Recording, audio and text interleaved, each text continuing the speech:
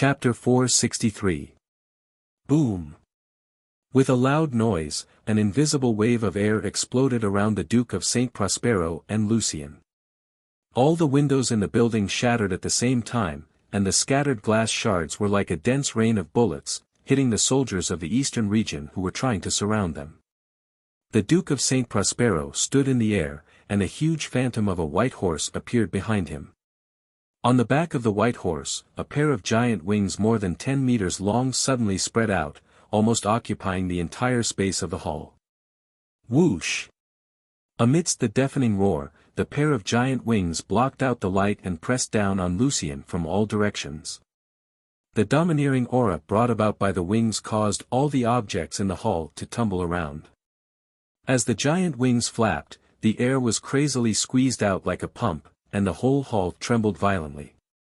The magnificent energy of the holy light gradually condensed into a complete entity, and crashed down on Lucien. Lucien's face did not change in the slightest, but he quickly burst out all the fighting power in his body, and condensed a large red crystal shield in front of him. Compared to the huge wings, the thin shield seemed to be on a completely different level of power. Boom! In an instant, the giant wings, accompanied by a terrible impact, fiercely hit the crystal shield. With a cracking sound, fine cracks visible to the naked eye appeared on the crystal shield, and continued to spread in all directions at a worrisome speed. It was only the first round of confrontation, but the winner was immediately decided between the two. Although they were both 6th grade, the Duke of St. Prospero, as a knight, was obviously stronger than Lucien, who was a warrior. This was the suppression of a god's profession over an ordinary one. In fact, under normal circumstances, the Duke of St. Prospero would not be worried at all about fighting with Lucien.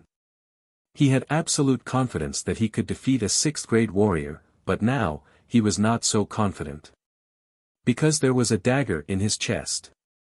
Feeling the piercing pain and the constant loss of strength, the Duke of St. Prospero knew that he had to end the battle quickly, or his injuries would only worsen.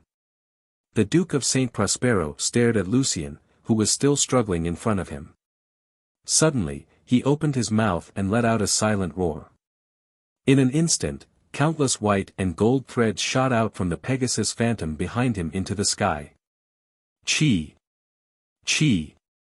All the threads circled around and suddenly burned fiercely in the air. In the blink of an eye, they became a huge golden torch. Crack! With a strange light sound, a white dot suddenly lit up in the torch. A helical horn that was as flawless as jade extended out of the torch and stabbed at the crystal shield in front of Lucien at a seemingly slow but actually extremely fast speed. It was so fast that Lucien had no time to react at all.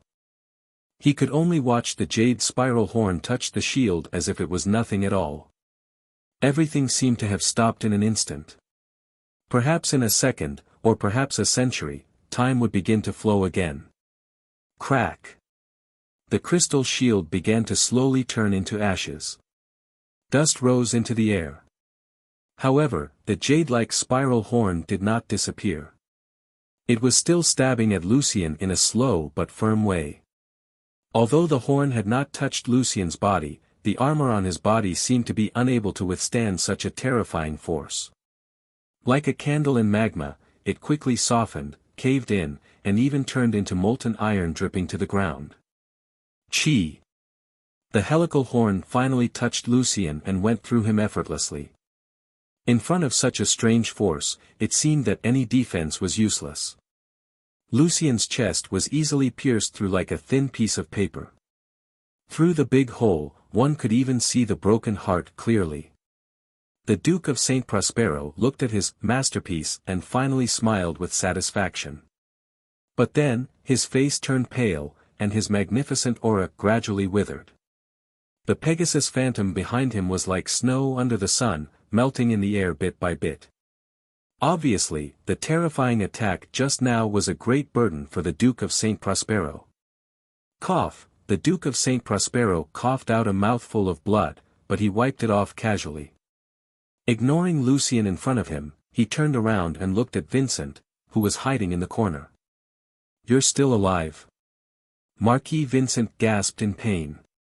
His heart and lungs were almost completely destroyed by the Duke of Saint Prospero, but even so, he was still alive. The Duke of Saint Prospero slowly walked to his son, his eyes full of undisguised killing intent. He said as he walked, "You unfilial son, do you know? I've already made up my mind to let you inherit my title." He. Are you really that impatient? Marquis Vincent looked at his father who was approaching him step by step and smiled. The blood in his mouth made his smile even more ferocious.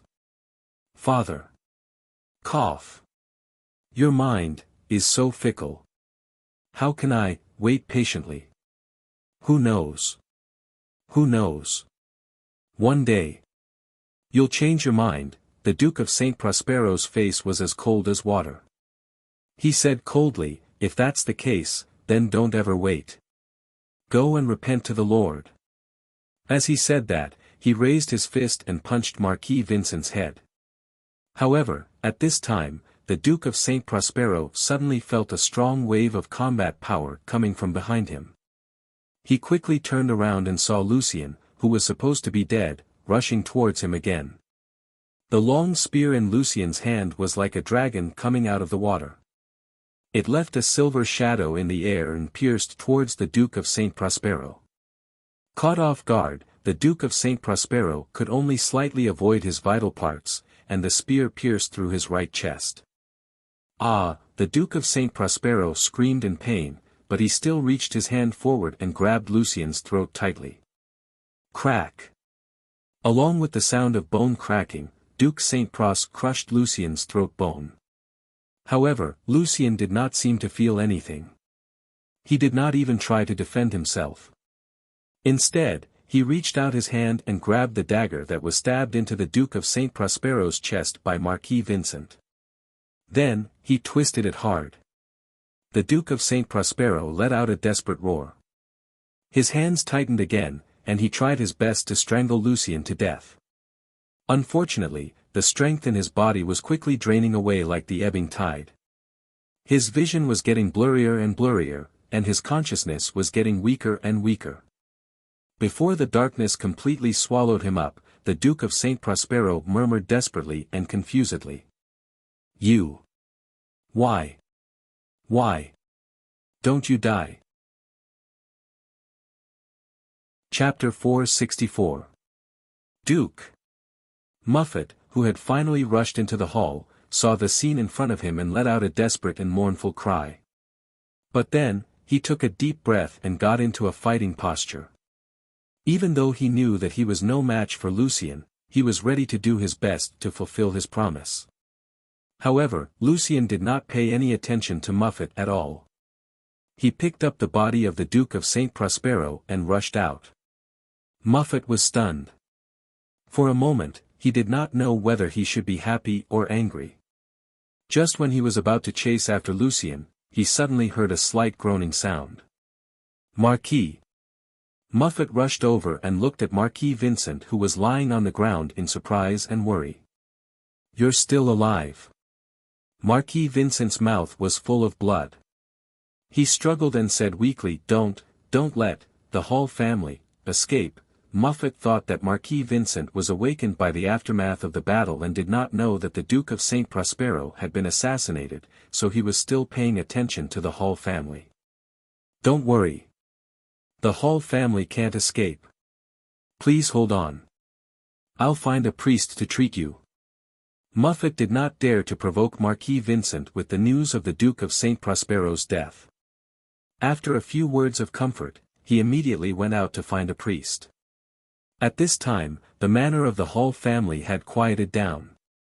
Most of the guards had gone to chase the group of assassins from the northern frontier, or the members of the Hall family who had escaped. Only a few people were left to guard nearby. "You go to the church immediately." Just when Muffet was about to tell a guard to go to the church and find a priest, he saw a figure appear at the gate of the manor. "Duchess." Muffet hurriedly saluted and then realized that the Duchess was the Archbishop of the Eastern region. With her there was no need to find a priest, so he immediately said, "Madam." Marquis Vincent is now seriously injured and his life is in danger. Please go and see him quickly." The Duchess frowned and said in surprise, "Vincent is still alive?" "Yes." Muffet suddenly felt a little embarrassed. "Before. Maybe there was a mistake, take me there quickly." The Duchess followed Muffet and asked, "Where's the Duke? Why don't I see him?" Knight Muffet lowered his head and said in shame and pain, "The Duke. I'm afraid he has already been killed." "What?" The Duchess suddenly stopped in her tracks. Her body swayed and she almost fell over. Knight Muffet hurriedly advised, "Madam, please put away your grief for the time being and treat Lord Marquis first.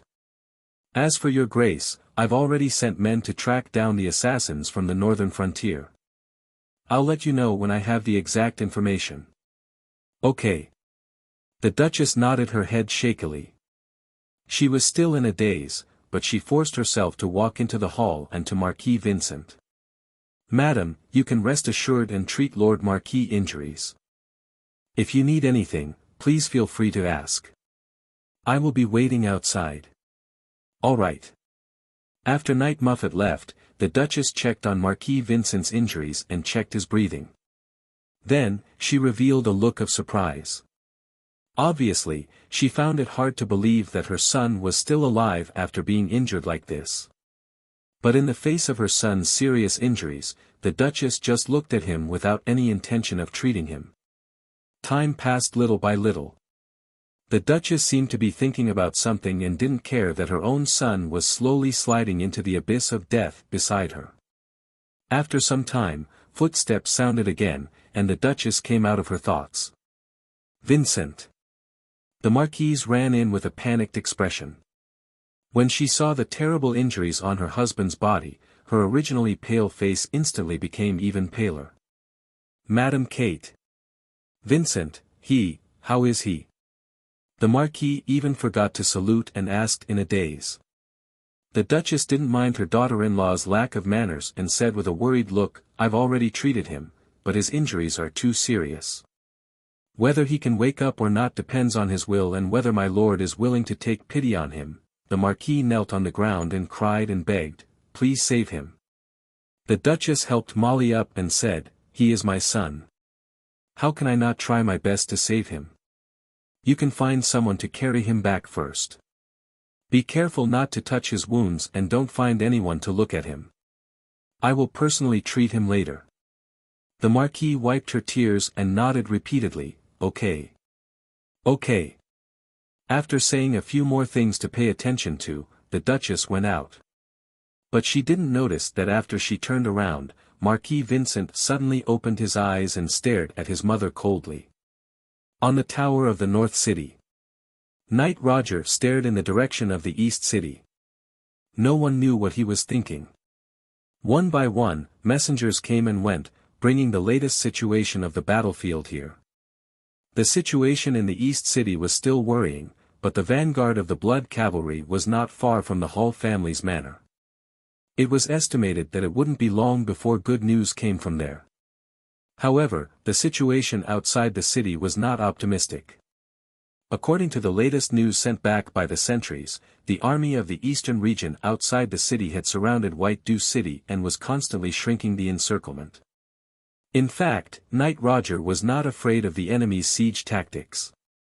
In the face of the powerful attack of the Blood Cavalry, the encirclement of the eastern region was no different from a leaky cloth bag. However, there was a prerequisite, that is, the Blood Cavalry could set up a formation outside the city and get enough distance to charge and accelerate. If they really let the army of the eastern region outside the city block the city gate, the tragic scene in the Shadow Canyon back then would probably happen again. Therefore, the Blood Cavalry must not be trapped in the city. They must start to break out of the encirclement before the army outside the city tightened the encirclement. The adjutant couldn't help but go forward several times to persuade Knight Roger, but he still looked in the direction of the East City and never gave the order to break out. Time passed bit by bit, and the army outside the city was also getting closer and closer. Just as Knight Roger was about to give the order to break out of the encirclement, a beam of dazzling blue magic signal tore through the dark sky and bloomed over the East City. Knight Roger was overjoyed and immediately gave the order, "Sound the horn, gather the army and get ready to break out." "Yes." Woo! The low and rhythmic sound of the bugle resounded through the night sky of White Dew City. The Blood Cavalry who were still fighting in the East City immediately woke up, stopped fighting with the enemy, and began to retreat in an orderly manner. Clive wiped the blood stains on his face, pulled the messenger who was passing by and hurriedly said, "We haven't received the people of the Hall family yet. I just saw them running south. Why are they retreating now? I don't know. Execute the military order." Clive sighed and had no choice but to turn his horse around and shout, "That's right. Brothers, let's go back with me." Chapter 465. The night was dark. Count Nicole looked in the direction of White Dew City in the distance and asked the adjutant beside him, "How long will it take to reach White Dew City?" "My lord, according to our current speed, it will take about 3 hours." The adjutant thought for a while and asked, "Do we need to speed up?" "No." Count Nicole immediately refused. "There are 100,000 Pegasus Legion in White Dew City. They have the geographical advantage and are well prepared. It is impossible for them to be defeated by the Blood Cavalry in such a short time. We don't need to rush. Just stabilize the formation and push forward slowly." "Yes." While they were talking, there was a sudden disturbance in the left wing of the army. Count Nicole frowned and ordered, "Stop." The adjutant carefully reminded him, "My lord, it seems that a small unit of the Blood Cavalry is harassing us, intending to slow down our marching speed." "I know." Count Nicole nodded. "Send someone to check the situation, just in case." "Yes." The adjutant was a little helpless. He actually wanted to hint Count Nicole not to be slowed down by the Blood Cavalry, but he did not expect, however, the adjutant could understand Count Nicole's mentality. This time, the Duke of St. Prospero issued a conscription order, asking the lords to lead the army to surround White Dew City and block the retreat of the Blood Cavalry.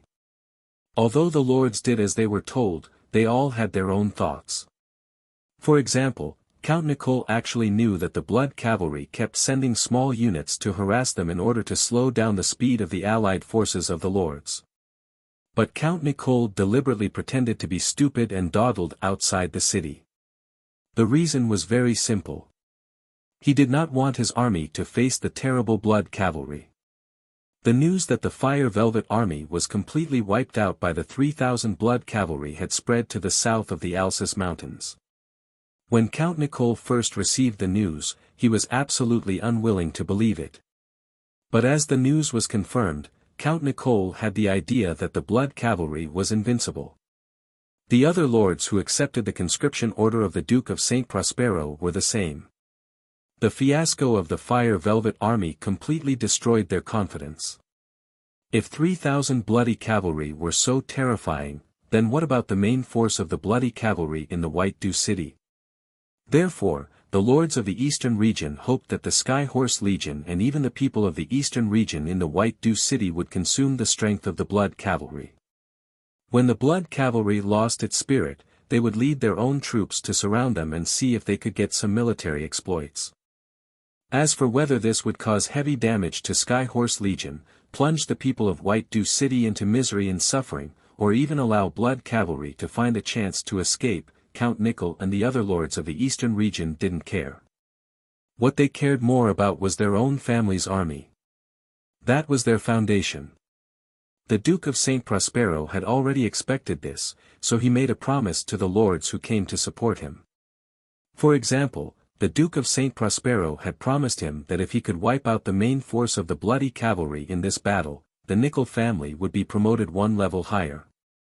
If he were to go up from Count, he would be Marquis.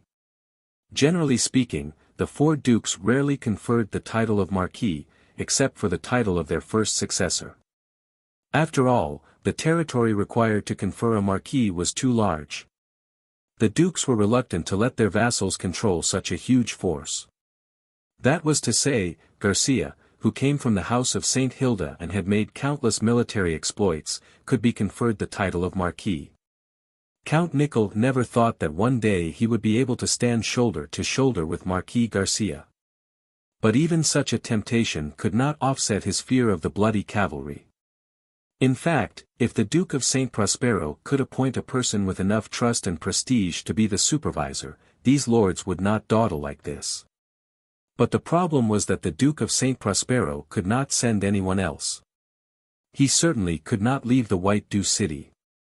As for his eldest son, Marquis Vincent, he did not fully trust him at that time. His second son, the Earl of Avon, was not around, and even his youngest daughter, Anna, was nowhere to be found. The others were not qualified to control the situation. In desperation, the Duke of Saint Prospero could only appoint Count Nickel as the temporary commander-in-chief of this coalition of lords. But judging from the current situation, he seemed to have overestimated Count Nickel's courage. Moreover, he misjudged the real target of the bloody cavalry to attack the White Dew City. It was not the Hall family, but himself. The glimmer of dawn slowly revealed from the east, gently but firmly tearing apart the dark night. Count Nickel woke up from his doze. He rubbed his eyes and patted his back. The old count, who was over 60 years old, suddenly felt that he could no longer adapt to the military life. In fact, if the promise given by the Duke of Saint Prospero was not too tempting, Count Nickel was not prepared to lead the army himself. Just as he stretched his body, suddenly, the earth seemed to shake. Countless endless rumbles came from afar, like the explosion of spring thunder, but also like the surging waves. Count Nickel's face changed, and he immediately shouted, "All troops stop advancing. Get into formation and prepare to meet the enemy." As soon as the order was passed down, Count Nickel saw countless black shadows suddenly appear on the horizon, filling the whole earth without a trace of a gap. Even the rising sun was covered by this black tide. For a time, the weather changed. Count Nickel only felt that his heart was tightly grasped by a big hand, and he could not breathe at all. Was this the bloody cavalry? Shield up! Spear up! Archers, get ready! Because the marching speed was not fast, and they were already mentally prepared, the response speed of the coalition of lords was very fast. But even if they had a complete defensive formation, they could not help but feel afraid in the face of the surging bloody cavalry at this moment. Nearly 20,000 elite cavalries launched a group charge. Such a scene could never be imagined by those who had not experienced it personally. The impact, the oppression, was enough to make anyone tremble in fear. In the face of a large number of the coalition of lords, the bloody cavalry did not choose to do any probing. Instead, it was a simple group charge. Because Knight Roger had absolute confidence. This night, in fact, the bloody cavalry kept monitoring the coalition of lords outside the city, and constantly sent small troops to harass them. So, the probing was already in progress. Moreover, the result of the feedback made Knight Roger somewhat disappointed. That's it. Even if he had expected the weakness of the Eastern Army, he did not expect it to be so weak. Moreover, Knight Roger could see at a glance that these lords did not have the courage to fight to the death with the bloody cavalry. Therefore, in the face of such an enemy, Knight Roger decisively chose the most direct and violent way of attack. Go forward. The surging cavalry was like a sharp arrow leaving the bowstring. With an unstoppable momentum, they rushed into the army of the Eastern Territories' allied forces. Like a red-hot knife inserted into butter, the seemingly neat infantry formation was, in fact, vulnerable. In an instant, a ferocious gap was torn open. Countless stunned Eastern soldiers cried and crawled, trying to escape from the devil army in front of them, which seemed to have climbed up from hell. They were not at the same level at all. They could not fight at all. The gap was getting bigger and bigger, deeper and deeper, and soon it became a passage through the whole army. After breaking through the coalition army, the bloody cavalry did not mean to stay and went straight to the north.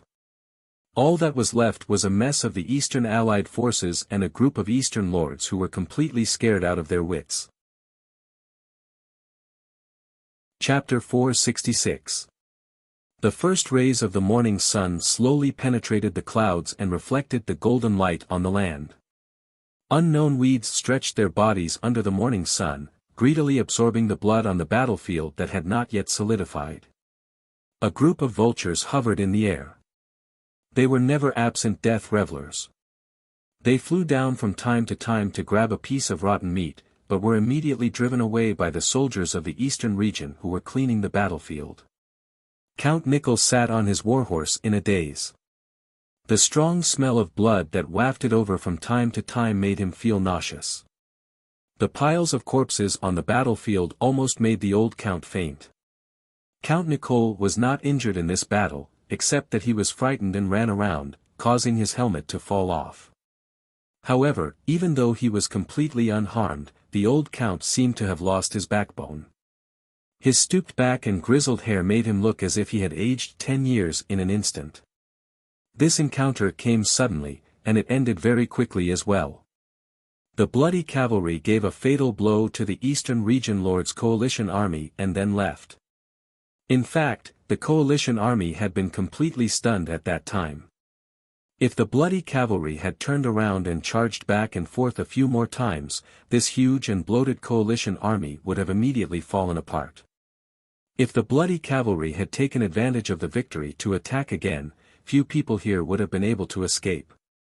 Although the White Dew City was right in front of them, if the coalition army collapsed, even if the defeated soldiers fled to the White Dew City, the people in the city would not dare to open the gate to receive them. Fortunately, the bloody cavalry did not mean to kill them all. Count Nicole did not think that the other side was being merciful, or that it was beyond their power, but more like, it was unnecessary. It was as if a giant had slapped a few flies to death, and the rest of the flies flew around in fear. But the giant would not chase after the flies to kill them one by one. Of course, if the flies came to seek death again, the giant would certainly not spare them. Understanding this, a strong sense of shame and humiliation surged in his heart, and Count Nicole's old face turned red. Everyone knew that the Eastern Region army was very weak, but no one thought that the gap between them and the northern frontier was so big. Once upon a time, Count Nicole had been extremely fortunate to have the Raging Water River as a natural barrier in the Eastern Region. But now, he suddenly felt that the Raging Water River was not a barrier to the Eastern Region, but more like a cage. It locked the Easterners in this greenhouse, but when the Real storm came, the flowers in the greenhouse would only be ruthlessly destroyed. As for the northern frontier, although the threat of the trolls was a great hindrance to the northern frontier, it also helped the northern frontier to forge a terrifying and invincible cavalry. Just over 20,000 bloody cavalry soldiers could turn the Eastern Region upside down. Count Nicole suddenly felt confused. Where was the future of the Eastern Region? Your Lordship. While he was deep in thought, the adjutant walked over with Count Nicole's lost helmet in his hand. Count Nicole sighed and took his helmet, but did not put it on. He asked in a low voice, "How are the casualties?" "The statistics haven't been completed yet, but according to preliminary estimates, I'm afraid that nearly 30,000 people have died in the attack of the bloody cavalry." The corners of Count Nicole's mouth twitched and his heart was bleeding. He also knew that in fact, the casualties caused by only one wave of the bloody cavalry's attack could not be so great. More people were probably trampled to death when they were running for their lives, and many people should have become deserters out of fear, so they were recorded in the death toll. Seeing that Count Nicole was silent for a long time, the adjutant reminded him in a low voice, "Your Lordship, we'd better enter the city as soon as possible, in case the bloody cavalry comes back." Count Nicole woke up from his dream and said, "Yes, yes, yes. Gather the army immediately and march to White Dew City." Yes. Under this order, the Allied lords responded extremely quickly. Even if the battlefield had not been cleaned up, they had no time to care about it. Everyone wanted to enter the city immediately and never meet the bloody cavalry in the wild battlefield in their lives. "Your Lordship, this way please. Count Nickel followed the butler to the inner court of White Dew Castle. He lowered his head and thought about how to explain to the Duke of St. Prospero when he met him later. While he was deep in thought, Count Nickel did not notice the oppressive atmosphere in the castle. In front of the Duke's study, Count Nickel adjusted his collar and gently knocked on the wooden door. "Come in." Hearing the voice of the Duchess, Count Nickel did not care. He immediately pushed the door open and entered. There were two people in the study. Except for the Duchess, the other person was not the Duke of St. Prospero as Count Nickel thought, but St. Prospero Ivan. Count Nickel was a little confused, but he still saluted and greeted him. Even though Ivan did not have a noble title and was only a knight from a side branch of the St. Pros family, Count Nickel still treated him with respect. Because Ivan's brother, Imogen St. Prospero, was the consul of the eastern region in the Senate. Therefore, although Knight Ivan's strength was mediocre and his prestige was ordinary, he was still a very important figure in the St. Pros family. The Duchess motioned for Count Nickel to take a seat, and then asked, "Count Nickel, what's the situation outside the city?" Count Nickel looked embarrassed, but he had no choice but to give a brief account of the situation outside the city. Of course, in the process, he inevitably avoided the important points and found some excuses for himself. But no matter how he glossed over it, he could not change the established fact that the bloody cavalry broke through the military formation of the allied lords and successfully broke through the siege. The Duchess quietly listened to Count Nickel's account, but she did not blame him. Instead, she helped to explain. "Count Nickel, it's not your fault. No one thought that the bloody cavalry would choose to withdraw so decisively. Under the circumstances, no one could stop the bloody cavalry who wanted to break through the siege. Thank you for your understanding." Count Nickel breathed a sigh of relief, but then he asked, "Duke, where are you now?" "This time, no matter what reason I have lost the battle, so I want to ask for your forgiveness face to face." As soon as he said this, the room suddenly became quiet. The Duchess's face was full of deep sorrow. Knight Ivan also lowered his head, as if he was silently mourning. Count Nickel blinked his eyes in confusion, thinking that he had said something wrong. But then, he heard a shocking piece of news from the Duchess. Count Nickel, the Duke of St. Prospero, was assassinated in Hull Manor. "I'm afraid he's dead, WH. What?" Count Nickel opened his mouth wide and did not recover for a long time. But then he immediately asked, "From what you mean, it's still not certain whether the Duke has been killed?" According to Knight Muffet, who was present at the time, the Duke was pierced through the right chest by a spear, and then stabbed in the heart by a dagger. But because the Duke was taken away by the northern frontier, it's not certain whether he's dead or alive. But the Duchess covered her mouth, as if she could not control her pain. Count Nickel's mind was in a mess, as if the sky had collapsed. At this time, Knight Ivan said, "Duchess, Count Nickel, now is not the time to grieve. Although the bloody cavalry has retreated for the time being, who knows if they will come back? The most urgent thing is to choose a successor to the Duke, let him preside over the overall situation, and stabilize the people." "You're right." The Duchess took a deep breath and tried to calm down. Then she turned to look at Count Nickel and asked, "Count Nickel, who do you think is more suitable to inherit the position of Duke of the Eastern region?" Chapter 467. Hearing the Duchess's question, Count Nickel subconsciously became alert. As an old man who had been in politics for many years, Count Nickel certainly knew that the struggle for succession was often the most tragic and bloody. Especially in the eastern region, in the House of St. Prospero. The struggle for succession had been going on for a long time. It could even be said that the current terrible situation in the eastern region was largely caused by the struggle for succession. To be honest, Count Nickel had never wanted to get involved in this mess. He was old, and his style had gradually become more conservative. He was no longer willing to do things that were highly profitable but riskier. Furthermore, the lessons learned from the Hall family and the Bruggins family had strengthened Count Nickel's resolve to stay out of this matter. Duchess, regarding the succession of the Duke of the Eastern region, I really have no right to comment. But the Duchess obviously did not intend to let Count Nickel get away with it so easily. She looked up at him and said in a low voice, "Count Nickel, the Eastern region is now in danger. As one of the few remaining loyal vassals of the House of St. Prospero, do you intend to stay out of it?" These words made Count Nickel fall into deep thought. He heard the threat in the Duchess's words, but he also heard the intention to rope him in. At this moment, he suddenly realized that of the 3 earls of the Eastern region, Count Bruggen had died in battle, and Count Hall could not be trusted. Then, it seemed that Count Nickel was really the only one left in the House of St. Prospero that could be relied on. Count Nickel's cloudy eyes swept over the Duchess and Knight Ivan in front of him. He seemed to understand something, and he could not help but have a certain idea in his mind. But out of his cautious nature, Count Nickel still asked tentatively, "Duchess, what do you think about the succession?" He thought that the Duchess would avoid this question. Even if she had a plan, she would only give a hint. But unexpectedly, she said bluntly, "My husband conferred Vincent as the Marquis of the Eastern region when he was alive. Presumably, in his mind, this is the first successor. So, I am willing to respect his will." Count Nickel looked at the Duchess in surprise. Obviously, he did not expect her to give such an answer.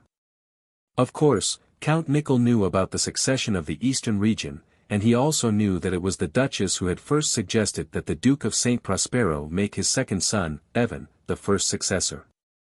Why did she change her mind now? Count Nickel suddenly realized something and asked, "Bloody cavalry attacked White Dew City this time. Did they take away the members of the Hall family in the city?" "No." Knight Ivan shook his head. Under the desperate resistance of Marquis Vincent and Duke St. Pras, the bloody cavalry returned empty-handed. "That's good." Count Nickel breathed a sigh of relief. He finally understood why the Duchess had changed her mind. As long as the Hall family was still in White Dew City, letting Marquis Vincent inherit the position of Duke of the Eastern region was indeed the wisest choice. With his relationship with the Hall family, it wasn't difficult to change Earl Hall's mind. As long as the new Shuai River was still in the hands of the House of St. Prospero, the Eastern region could be relieved. Although the Earl of Avon was engaged to the daughter of the Bruggen family, the Fire Velvet Army had been wiped out. The Bruggen family's opinion naturally did not matter. As for the Nickel family, they had benefited from Count Nickel's caution and had never really taken sides between the 2 successors. Therefore, no matter who became the Duke of the Eastern region, the Nickel family would not be adversely affected. But just as Count Nickel was about to nod in agreement, Knight Ivan suddenly reminded him. "Duchess, of course I will not question the succession of Marquis Vincent, but, in his current condition, can he really succeed the title of Duke?" Count Nickel was shocked and quickly asked, "What happened to the Marquis?" Knight Ivan sighed and said, "In order to prevent the northern frontier from taking away the Hall family, Marquis Vincent fought bravely. Unfortunately, he was seriously injured and his life is in danger." It was only then that Count Nickel realized that what Knight Ivan had said about fighting to the death was not just an exaggeration. The Duke of St. Prospero died in battle, and Marquis Vincent was seriously injured and on the verge of death. For the sake of the Hall family, the House of St. Prospero. The price was too high. Previously, when the Duke of St. Prospero issued the conscription order, he had told Count Nickel that he was prepared to use the Hall family as bait to lure the bloody cavalry into the city. Then, he would cooperate from the inside and the outside to kill them in White Dew City. But now it seemed that the Hall family was more like a bait thrown by the northern frontier. The targets were the Duke of St. Prospero and Marquis Vincent. The people of the northern frontier could not be so cunning, right? Count Nickel tried hard to shake this thought out of his mind, but he could not help but feel a chill in his heart. He suddenly felt a sense of fear towards the guardian of the northern frontier, Count Angeli, whom he had never met before. "Duchess," since you propose to let Marquis Vincent inherit the position of the Duke of the Eastern region, you must have the confidence to save his life, right? Faced with Count Nickel's question, the Duchess did not give an answer. She only lowered her head and her shoulders shook slightly, as if she was sobbing. Count Nickel was silent. But he was more puzzled. Since the Duchess, who was the Archbishop of the Eastern region, did not have the confidence to save Marquis Vincent, then why did she propose to let a dying person inherit the position of the Duke? Even if the Earl of Avon's actions in Alfalfa City and Tinder City were disappointing, there was still Miss Anna. Could it be that in order to win over Count Hall, the House of St. Prospero was willing to do anything? After a long time, the Duchess finally put away her grief and said in a deep voice, "Letting Vincent inherit the position of the Duke is my husband's last wish, and also the most legal choice. As for your worries, even if the worst happens, there is still Eckhart." Eckhart? Count Nickel muttered the name and finally understood the Duchess's plan. The person she really wanted to be the Duke's successor was not Marquis Vincent on the surface, but the Marquis' son, Eckhart. Logically speaking, Eckhart's line of succession was after the Earl of Avon and Miss Anna. But if Marquis Vincent inherited the position of the Duke first, then his only son, Eckhart, would automatically be the first in line to be the next Duke of the Eastern region. But Eckhart was only 3 years old. Count Nickel was well aware of the Duchess's intention of pushing a 3-year-old child to the position of the Duke. "I agree." Knight Ivan seemed to have understood something and immediately echoed. Then, the two of them turned their gazes to Count Nickel. Count Nickel knew that he had no choice. The Duchess represented the will of the Church, and Knight Ivan could influence the Senate. As for the lords of the Eastern region, the Hall family would definitely not oppose letting Eckhart inherit the position of the Duke. The Bruggen family no longer had much say after losing the Tinder army. So, as long as the Nickel family agreed, the remaining lords would naturally not dare to have any other thoughts. In this way, the situation in the Eastern region could be stabilized again. But from then on, would the House of St. Prospero be in control of the Eastern region, or, Count Nickel, what do you think? Hearing the Duchess urging, Count Nickel could only sigh inwardly and say, "I also agree." Chapter 468. As the night fell, smoke gradually rose from the camp in the wild. It was already winter, but the towering Alxis Mountains blocked the cold current from the north, so there would be no extreme cold in the southern part of the eastern region in winter. Especially for the blood cavalry who came from the northern frontier and had been galloping on the sky ice field all year round, this cold was nothing. They didn't raise the bonfire for warmth, but to cook food and drive away mosquitoes and wild beasts. "Teacher, the main force of the blood cavalry should have arrived at White Dew City by now, right?" Next to the bonfire, Prince Harrison fiddled with the dry wood as he asked Colin, who was beside him. Colin had just finished gnawing a deer leg. He threw the deer leg bone into the bonfire and nodded. "Yes. Teacher, do you think they can successfully break into White Dew City?" "They should be able to." Prince Harrison blinked, as if he thought Colin was a little too confident. After all, although the blood cavalry was almost invincible in the field, they couldn't escape the limitation of cavalry. Facing a strong city like White Dew City, they might not be able to smoothly take it. However, because he had seen Colin create miracles time and time again, Prince Harrison could only suppress this doubt in his heart. At this time, Princess Judy interrupted, "Teacher, if they really break into White Dew City, what are you going to do?" Colin smiled and said, "What do you think I should do?" The little girl tilted her head and said, "I think you can ask the House of St. Prospero to pay a large sum of war reparations." Colin shook his head, "If it's just reparations, isn't it too good for the House of St. Prospero? Then you can ask the Eastern region to send a large number of slaves to the northern frontier to work for you." Seeing that Colin was still smiling without saying anything, Prince Harrison also suggested, "You can also ask the Eastern region to cede some territory." Hearing this, Colin touched his chin and showed an interested look, but still said, "It's still too good for the house of Saint Prospero." Princess Judy pouted, "You can't really occupy the eastern region, right? You are not a descendant of the Paladin family, so you can't be the lord of the eastern region." "Who made this rule?" Colin suddenly asked curiously. "The first-generation Holy Knights," Princess Judy immediately said.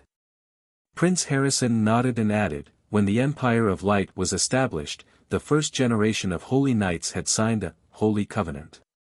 It clearly stated that only the descendants of the Holy Knight family could be conferred the title of Duke." Colin searched through the memories of his predecessor and found that this ignorant and incompetent fellow had never read the Sacred Covenant. He decided to look for it himself when he had the time. After thinking about it for a moment, Colin asked again, "If Vera gives birth to my son, will he become the Duke of the Eastern region?" "No," the two little ones said in unison. "Why?" Colin asked curiously. "Aren't Vera and my children considered as descendants of the Paladin family?" "Not really." Colin's interest was piqued.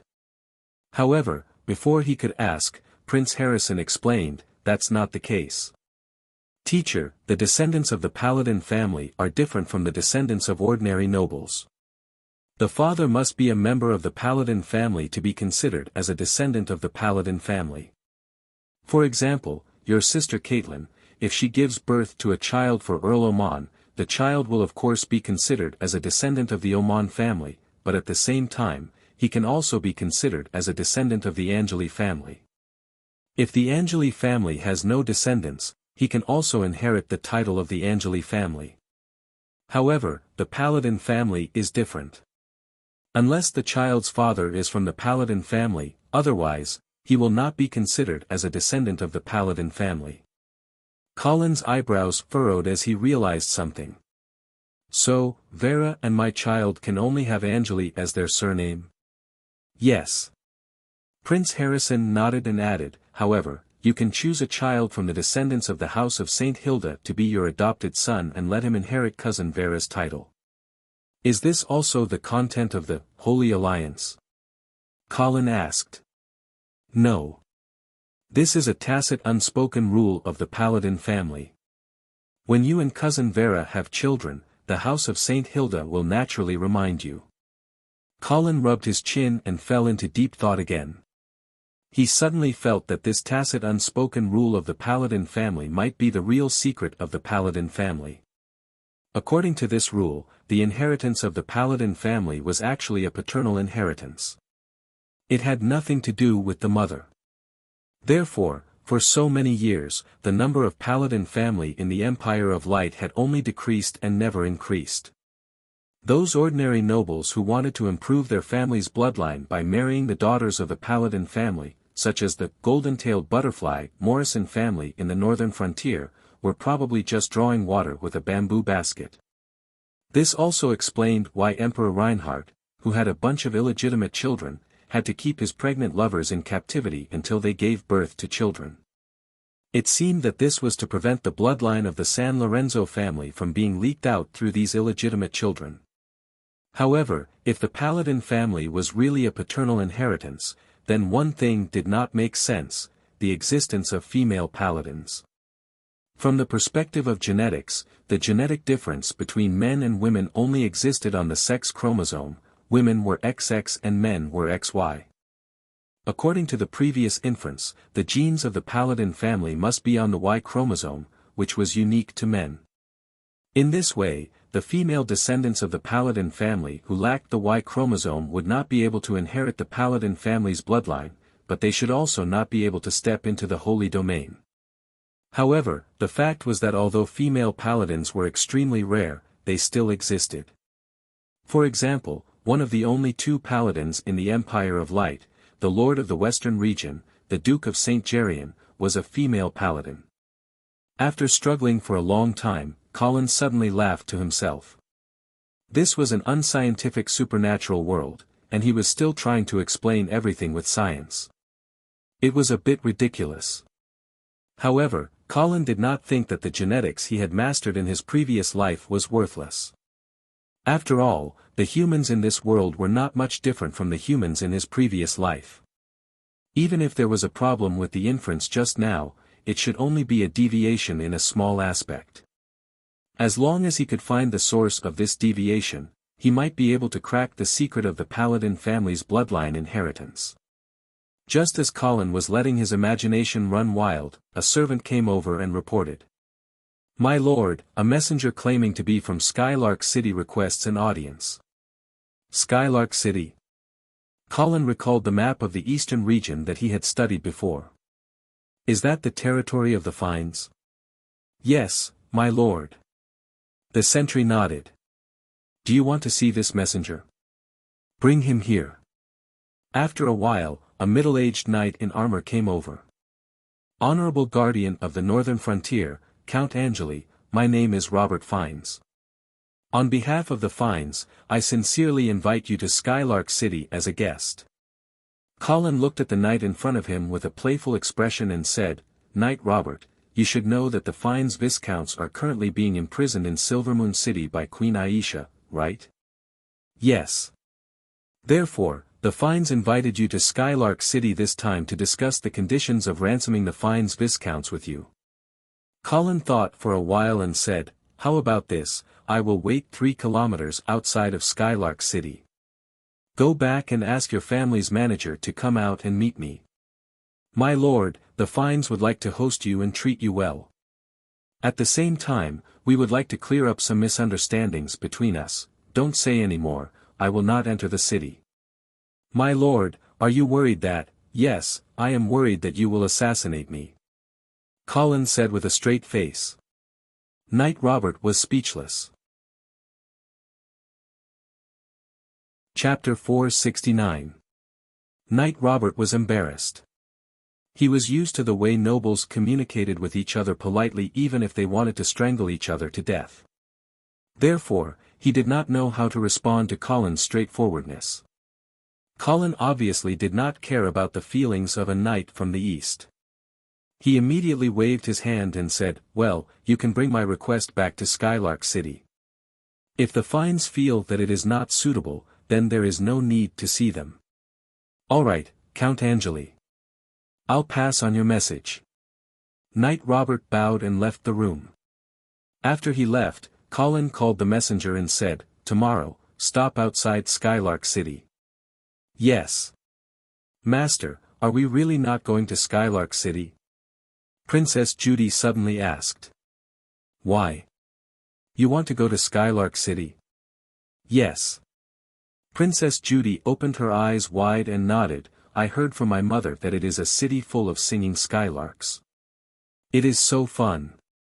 Colin smiled and shook his head, "But even if you go to the city now, you will not see any singing skylarks." "Why?" "Because skylarks sing to seek a mate. It is winter now, not breeding season." "I see." The light in Princess Judy's eyes instantly dimmed, and she lowered her head in disappointment. Colin touched the girl's hair to comfort her. At the same time, he suddenly thought that skylark seemed to be a migratory bird. Then when winter came, where would they migrate to? Would it be further east, the shining moon forest? Although they had already left the Alsace Mountains, they still had to pass through a hilly area. The warhorses could not gallop, so the speed of the march was naturally not fast. Colin asked the guide and learned that they should be able to reach Skylark City before dark. This kind of long-distance march was very boring, and because it was winter, everything was bleak and the beasts were extinct. There was not even a scenery to see. Princess Judy was bored and began to pester Colin to tell her stories. Colin had no choice but to think of a story to use to entertain the little girl. However, Colin did not care about whether it was not suitable for children and began to choose a historical story. "Today, I will tell you the story of Jing Ku assassinating the king of Qin, Jing Ku. Qin Wang. What a strange name. Do you want to hear it?" "Yes, I'm listening." Speaking of which, in the Far East, Colin suddenly paused. He raised his head and saw a huge arrow drawing a ferocious arc in the air, heading straight for him. "Assassin!" Protect the Count. Get out of the way. Colin reached out with his left and right hands, grabbing Prince Harrison and Princess Judy in each hand. Then, he quickly jumped off the warhorse. Boom! A wave of hot air surged over, and Colin hurriedly protected the two little guys in his arms. At the same time, he was bewildered. How could it explode? When he turned around, he saw a patch of green flames burning crazily at his original position. In an instant, his warhorse was completely devoured. Wildfire. Colin immediately recognized the item that had left a deep impression on him. Count, are you all right? A group of guards swarmed over and immediately used their own bodies to surround Colin, forming 3 layers on the inside and 3 layers on the outside. Colin couldn't hide his anger and immediately ordered, "The enemy is nearby, find them." Yes. While speaking, a series of buzzing sounds came from the air again. Colin raised his head and saw several huge arrows shooting straight at him. This time, he saw clearly that those arrows were obviously shot by the ballistae used to defend the city, and there were several clay pots hanging on the tails of the arrows. Without thinking, he knew that there must be wildfire in them. They are there. Colin pointed at a hill not far away, while pulling out his sword and throwing it at the nearest arrow. Boom! The arrow was smashed in the air, and the wildfire exploded like fireworks in front of Colin. At this moment, the bloody cavalry immediately took action. The fastest armored man had already stuck to the cliff like a spider and was quickly climbing up. The rest were divided into 3 groups. One group stayed to protect Colin, Prince Harrison, and Princess Judy, another group surrounded the hill where the assassins were, and the last group of professionals rushed up the hill. "Sir Robert, let's retreat." "Retreat my ass." Knight Robert shouted while fiddling with the ballistae, "It's the bloody cavalry down there. We can't escape. The only thing we can do now is to kill Colin Angeli before we die." As soon as Knight Robert finished his words, he heard a scream. When he turned around, he saw one of the soldiers beside him clutching his neck. Knight Robert was about to ask, but he saw the soldier's head slide down. This horrifying scene sent chills down everyone's spines. Before they could recover from their shock, they saw an armored man climb out of the cliff in a strange posture. After landing on the ground, the armored man rushed forward without hesitation. And right after him, more people from the northern frontier climbed out of the cliff. Knight Robert saw this and roared. He pulled out his long sword and rushed forward. Clang! Clang! With only 2 strikes, Knight Robert's hand was cut off by the armored man. The gap was too big. Knight Robert endured the severe pain and rolled back awkwardly to avoid the attack of the armored man. The armored man didn't seem to care about Knight Robert. Instead, he rushed straight to the 5 ballistae on the hill. Crack! Crack! Crack! The 5 ballistae were all destroyed in a burst of wood chips. At this moment, the people from the eastern frontier knew that they had lost, so they hurriedly ran down the hill. However, the bloody cavalry soldiers at the foot of the hill had also rushed up. Unable to advance or retreat, the people from the eastern frontier had to launch a desperate attack on the armored men under the leadership of Knight Robert. But how could they be a match for these blood thralls? They were quickly cleaned up as if they were vegetables. Only Knight Robert was still alive, and he was kept alive for interrogation. "Knight Robert, is this the hospitality that the Fines prepared for me?" "Bah!" Knight Robert was covered in blood, but he still spat at Colin with a ferocious expression. "Colin Angelo, you slaughtered my soldiers from the eastern frontier and imprisoned the Viscounts of Fines. I only hate myself for being incompetent and not being able to kill you. However, this has nothing to do with the Fines. It was just my idea." "Nothing to do with it." Colin sneered and pointed at the remains of the ballistae that were moved down from the mountain. "Don't tell me that you stole these ballistae too." "That's right. Do you take me for a fool?" Colin completely lost interest in him. He waved his hand at the attendant and said, "Kill them. Collect their heads later and pile them up outside Skylark City." Yes. Chapter 470. The setting sun was slowly approaching the horizon, but its afterglow was still lingering on this piece of land. Skylark City, whose city gates were tightly shut, looked particularly desolate under the dim light of the sunset. Especially the hundreds of bloody heads piled up outside the North City Gate, which made the whistling north wind seem to have become the sorrowful cries of vengeful spirits. Colin rode on horseback and looked at Skylark City not far away. His eyes flashed with a dangerous light.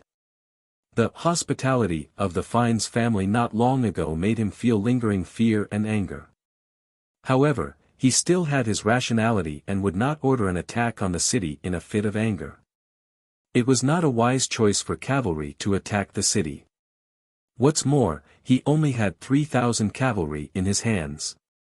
Previously, Colin had attacked Linshui City and Tinder City by deceiving them to open the city gates or by launching sneak attacks to catch the other party off guard. He did not really attack them. He would not be stupid enough to let the precious blood cavalry attack a strong city.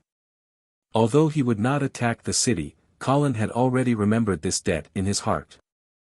In the future, he would naturally settle it with the Fiennes family. Just as Colin was about to lead his army to withdraw and stop entangling with the Fiennes family, the city gates of Skylark City opened.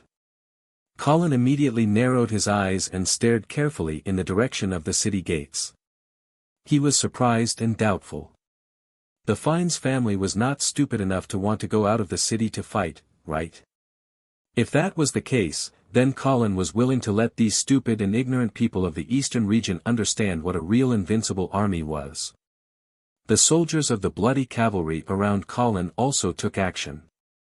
They set up a battle array to prevent the eastern region people from rushing out from the other side.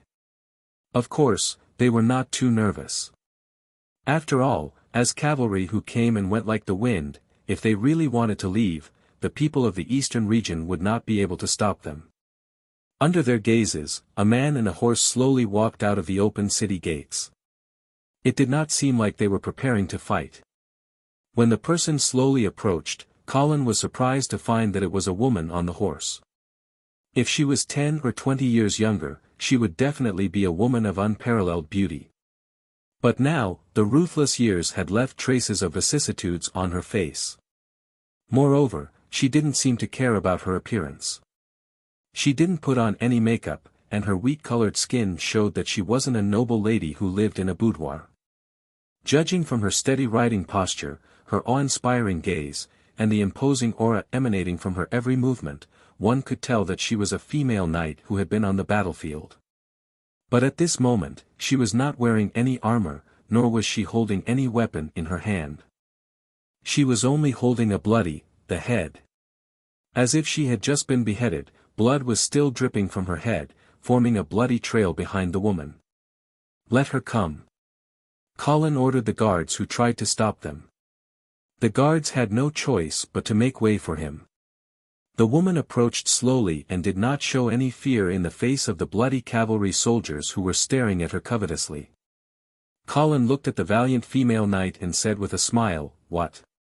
Are there no more men in the Fiennes family?" The female knight came in front of Colin and bowed in a manner that was neither servile nor overbearing. Then, she pointed at the pile of skulls not far away and replied with a smile, "That's right. Aren't all the real men of the Fiennes family there?" Colin smiled slightly and felt that this woman was a bit interesting, so he asked again, "Since you dare to come to me alone, why don't you introduce yourself?" "My name is Beatrice, I'm the mother of the Fiennes Viscounts." "Lady Beatrice, I prefer to be called Knight Beatrice." Colin smiled and felt that this woman was more and more interesting. He pointed at the head in her hand and asked, "Well, Knight Beatrice, what do you mean by holding this head?" Beatrice raised the bloody head in her hand and showed it to Colin. At the same time, she said, "Dear guardian of the northern frontier, Your Excellency Count Angeli, on behalf of the Fiennes family, I would like to express my great regret and apology for the assassination you suffered before." The owner of this head is the mastermind behind this assassination. I hope it can calm your anger. Colin looked carefully at the head in the woman's hand. It was also a woman, younger and more beautiful. Who is she? Colin asked with interest. She is the wife of the Fiennes Viscounts. Hee, why did she send someone to assassinate me? To avenge her husband? Colin smiled coldly. No. The woman shook her head. She is just a lunatic who wants to get rid of you at all costs. Oh. Lunatic? Colin was instantly amused. Your Fiennes family is going to throw the crime of assassinating me on a lunatic? The woman's expression did not change, and she said, Count, do you know what her other identity is other than being the wife of the Viscounts? What? She is also the Bishop of Skylark City. Colin raised his eyebrows and finally understood what the other party meant. Killing a bishop, Knight Beatrice, aren't you afraid of incurring the wrath of the church? Beatrice's expression was calm, and she said lightly, when this woman deliberately provoked the warriors of the Fiennes family to die for some unspeakable purpose, she was no longer worthy of the glory of my lord. If His Holiness the Pope wants to punish such a person, I will take responsibility.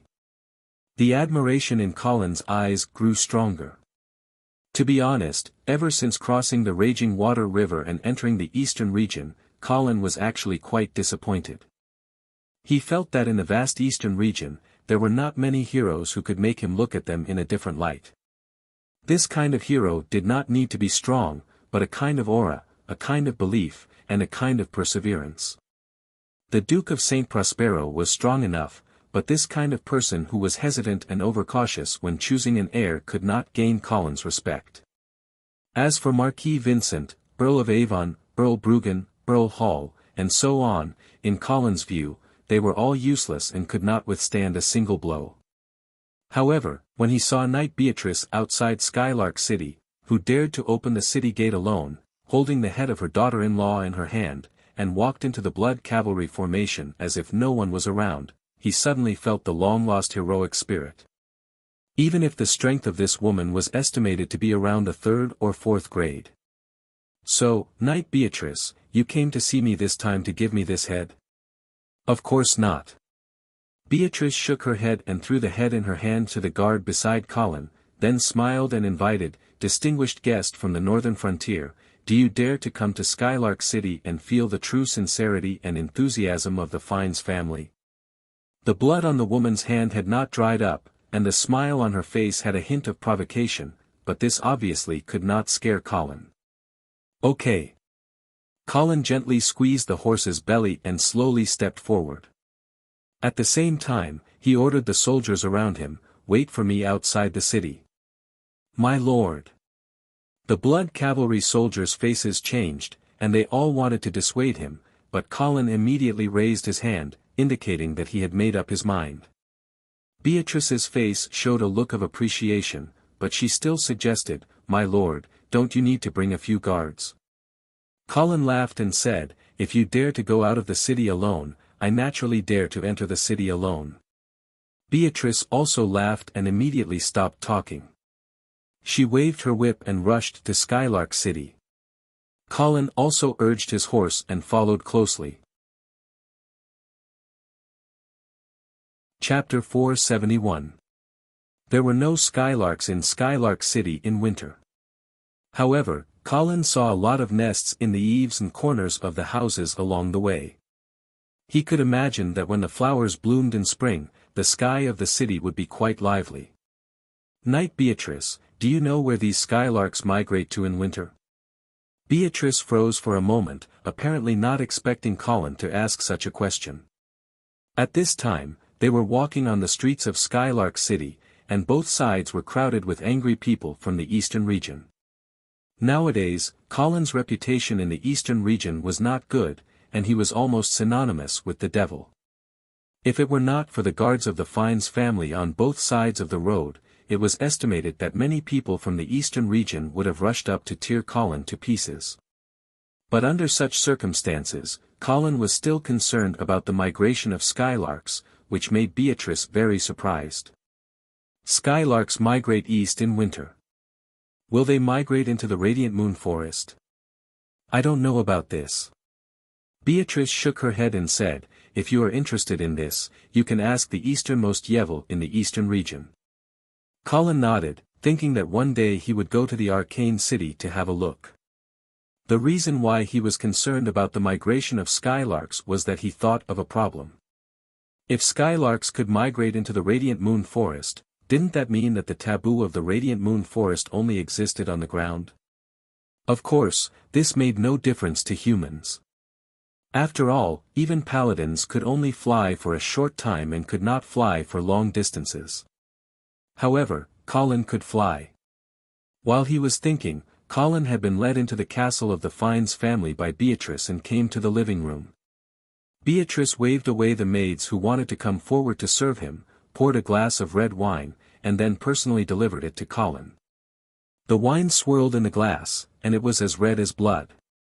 Colin took it with a smile and drank it in one gulp. If it were Grace, she would probably ask, aren't you afraid that the wine is poisoned? But Beatrice would not test him like this. The straightforward female knight just smiled and looked at him with appreciation. Your Excellency, is my good-for-nothing son doing well? Very well. Colin smiled. Silvermoon City is a good place. Half-elves are also a hospitable race. That's good. Beatrice did not seem to be too worried about her son. She asked calmly, then, Your Excellency, what are the conditions for redeeming viscounts? Colin turned the red wine glass in his hand and asked, what else can your Fiennes family give me now? Money, slaves, beauties. Count, as long as you ask, the Fiennes will do their best to satisfy your requests. But Beatrice changed the topic. I feel that these things are not good enough for you. Really? Colin put down the wine glass, leaned back on the chair, and asked with interest, then what do you think is worthy of me? Beatrice's amber eyes flashed with a strange light. She came in front of Colin and refilled the wine glass as she said, don't worry, Colin. How about a head? Colin narrowed his eyes and smiled.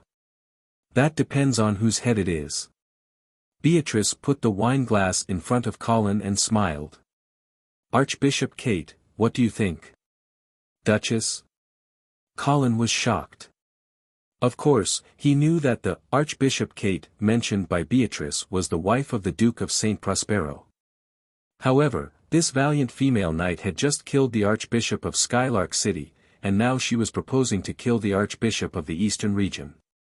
Was she determined to go against the church?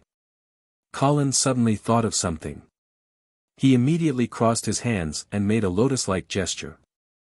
However, Beatrice only frowned after seeing the handprint.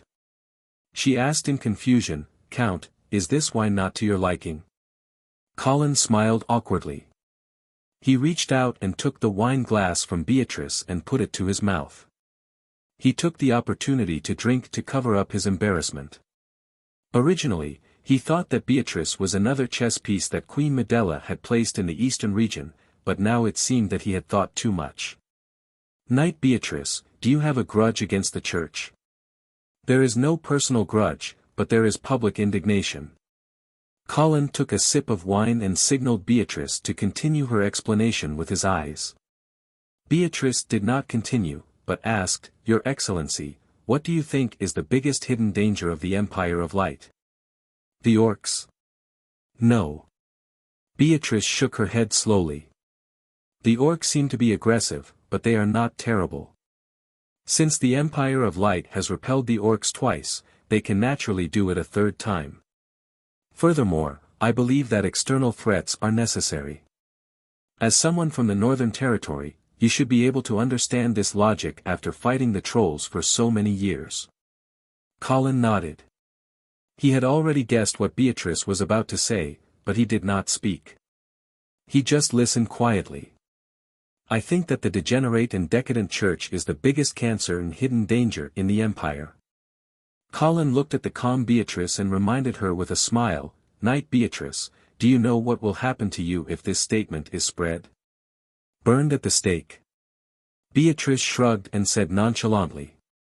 Colin put down his glass, changed his sitting position, and asked, "Then tell me, how did the church become the cancer of the empire?" Beatrice refilled Colin's glass and said slowly, "Because of its existence, the empire of light is divided. For example, your invasion of the eastern region this time, if I'm not wrong, should be ordered by the royal family." Colin took the glass and did not admit or deny it. Beatrice did not care and continued, "The royal family and the church have been fighting openly and covertly since the founding of the empire. Such infighting has seriously damaged the stability and unity of the empire. The church, which was supposed to spread the glory of our Lord and help the people achieve salvation, has lost itself in the struggle for power and profit. All they think about all day is how to divide the forces of the lords to help them fight against the royal family and protect their own interests.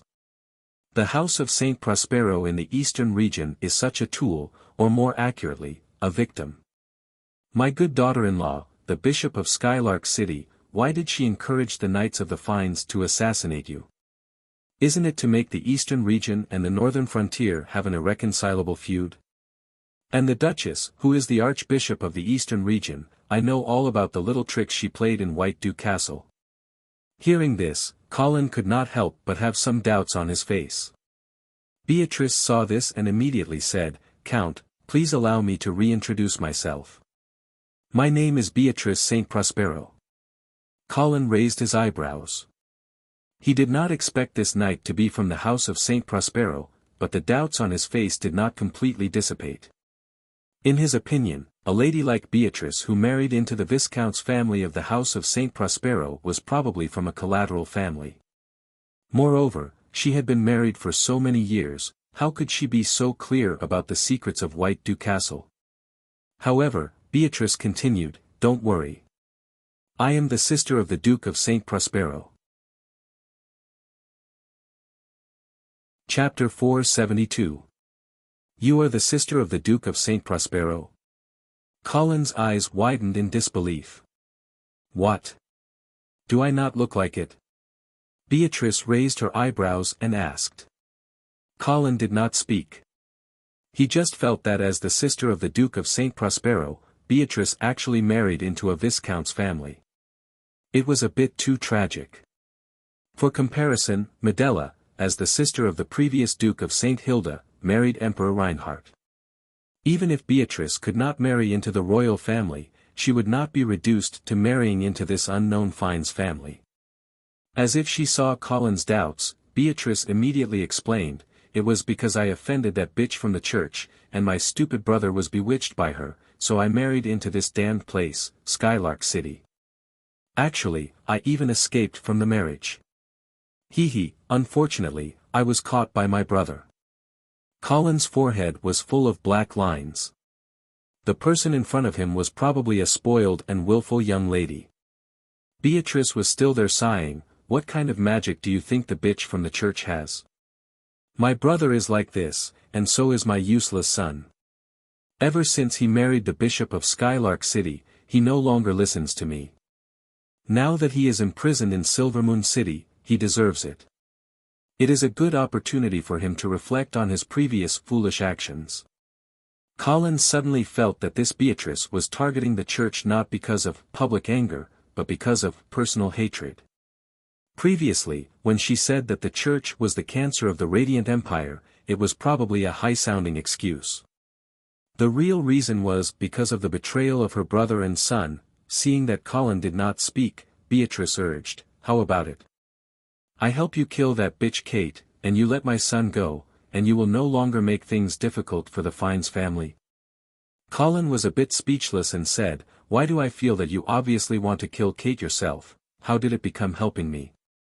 Beatrice snorted and said, "Count Angeli, don't tell me you don't understand. If Kate dies in my hands, what kind of effect will it have?"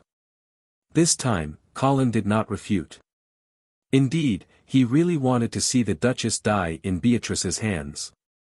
After all, the influence of the church represented by the Duchess would obviously have a great negative impact on Colin's plan to control the eastern region.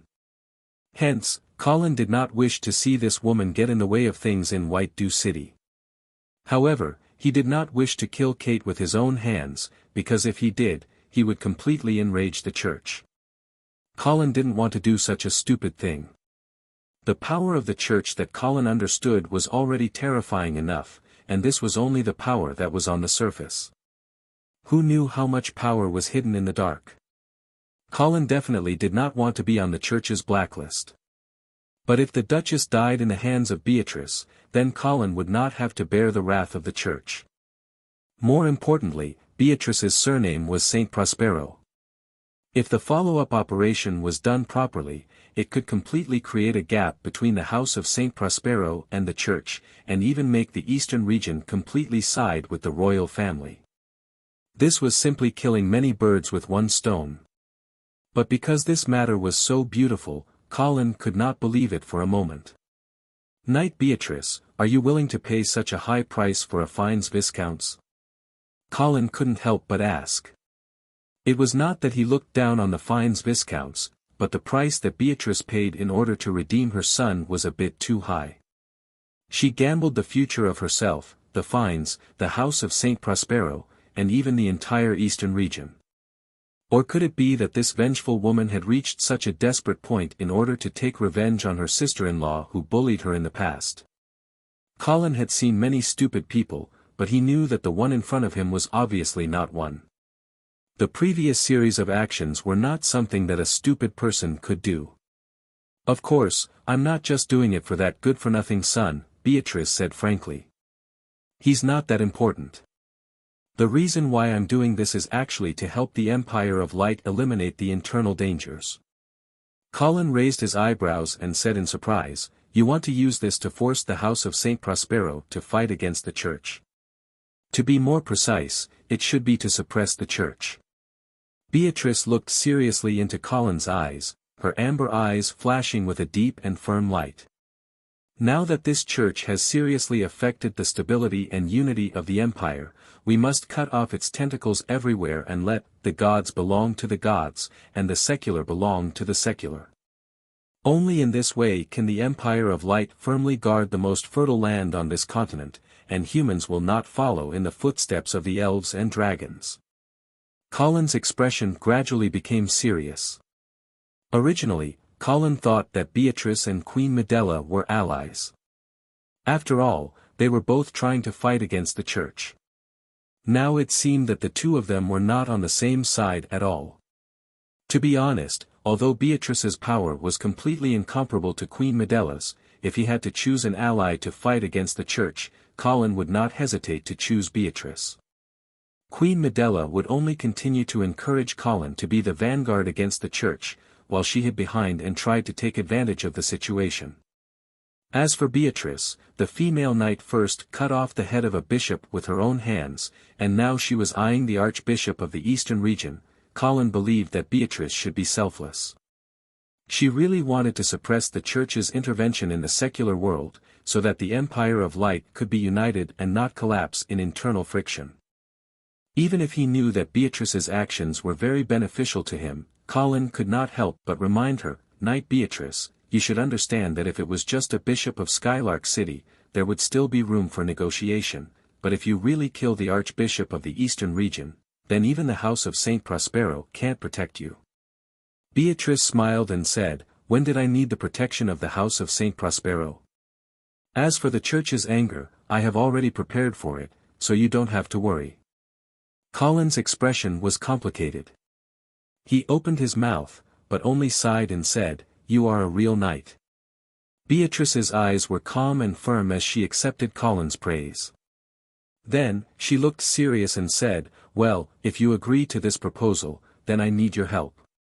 "How can I help?" "Because I tried to assassinate Kate once before, so she is already on guard against me. I need you to help me control the guardian knights around her." Colin was speechless again.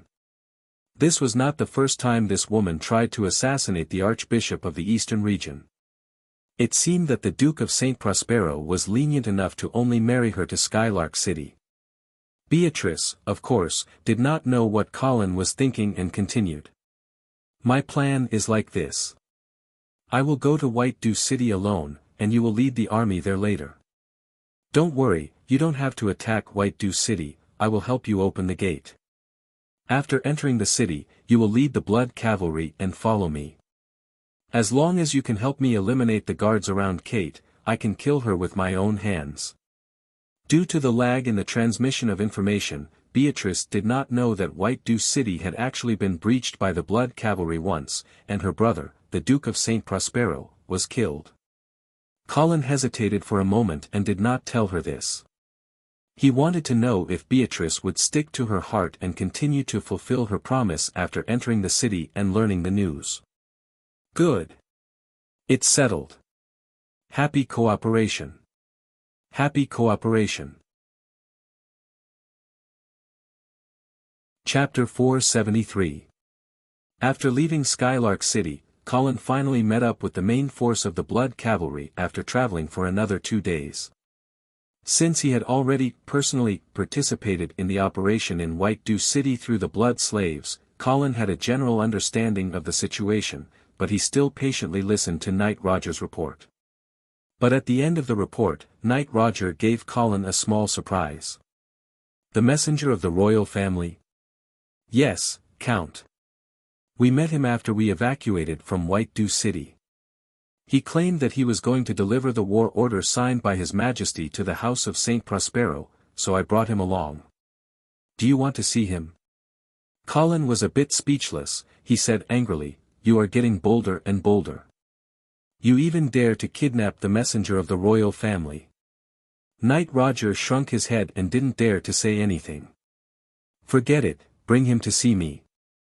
"Yes." Knight Roger hurriedly turned around and left.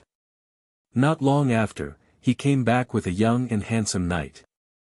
This person was wearing a gorgeous armor with the badge of Scarlet Flame of Purification. Obviously, this person was not only the messenger of the royal family, but also a member of the San Lorenzo family. "Count Angeli, you dare to allow your subordinates to kidnap the messenger of the royal family, aren't you afraid of His Majesty's punishment?" The young knight shouted at Colin with his head held high, his face full of arrogance as if he had not experienced the harsh beating of society. Colin smiled and said, "You said that you are the messenger of the royal family, do you have any evidence?" The young knight snorted and took out a scroll from his pocket. He opened it in front of Colin and said, "This is the war order signed by His Majesty Reinhardt himself, there is also the symbol of the royal family on it." "Count Angeli, don't tell me you don't recognize it." Colin took a closer look, then he immediately showed a look of realization. "Ah, I see. Ah, Mr. Messenger, I'm really sorry, my stupid knights don't know anything, so they didn't recognize your identity. Roger, quickly come and apologize to Mr. Messenger." Knight Roger lowered his head and bowed, "I'm sorry, Mr. Messenger." The messenger rolled his eyes and said in a disdainful tone, "Count Angeli, are you trying to fool us with a simple apology? Cousin Andy, I didn't expect to see you here. Prince Harrison ran out at the right time. Your Royal Highness, Your Royal Highness." Andy hurriedly saluted. Seeing that Princess Judy was also there, he had no choice but to salute again. Only then did he realize that the young count in front of him was the teacher of the prince and princess. He immediately put away his arrogance and didn't dare to pursue the matter any further. "Count Angeli, His Majesty has entrusted me with the task. I must hand this war order to Duke St. Pros as soon as possible. I can let bygones be bygones, but now, I must rush to White Dew City immediately. Please don't stop me." "Of course I won't stop the emissary of the royal family." Colin chuckled.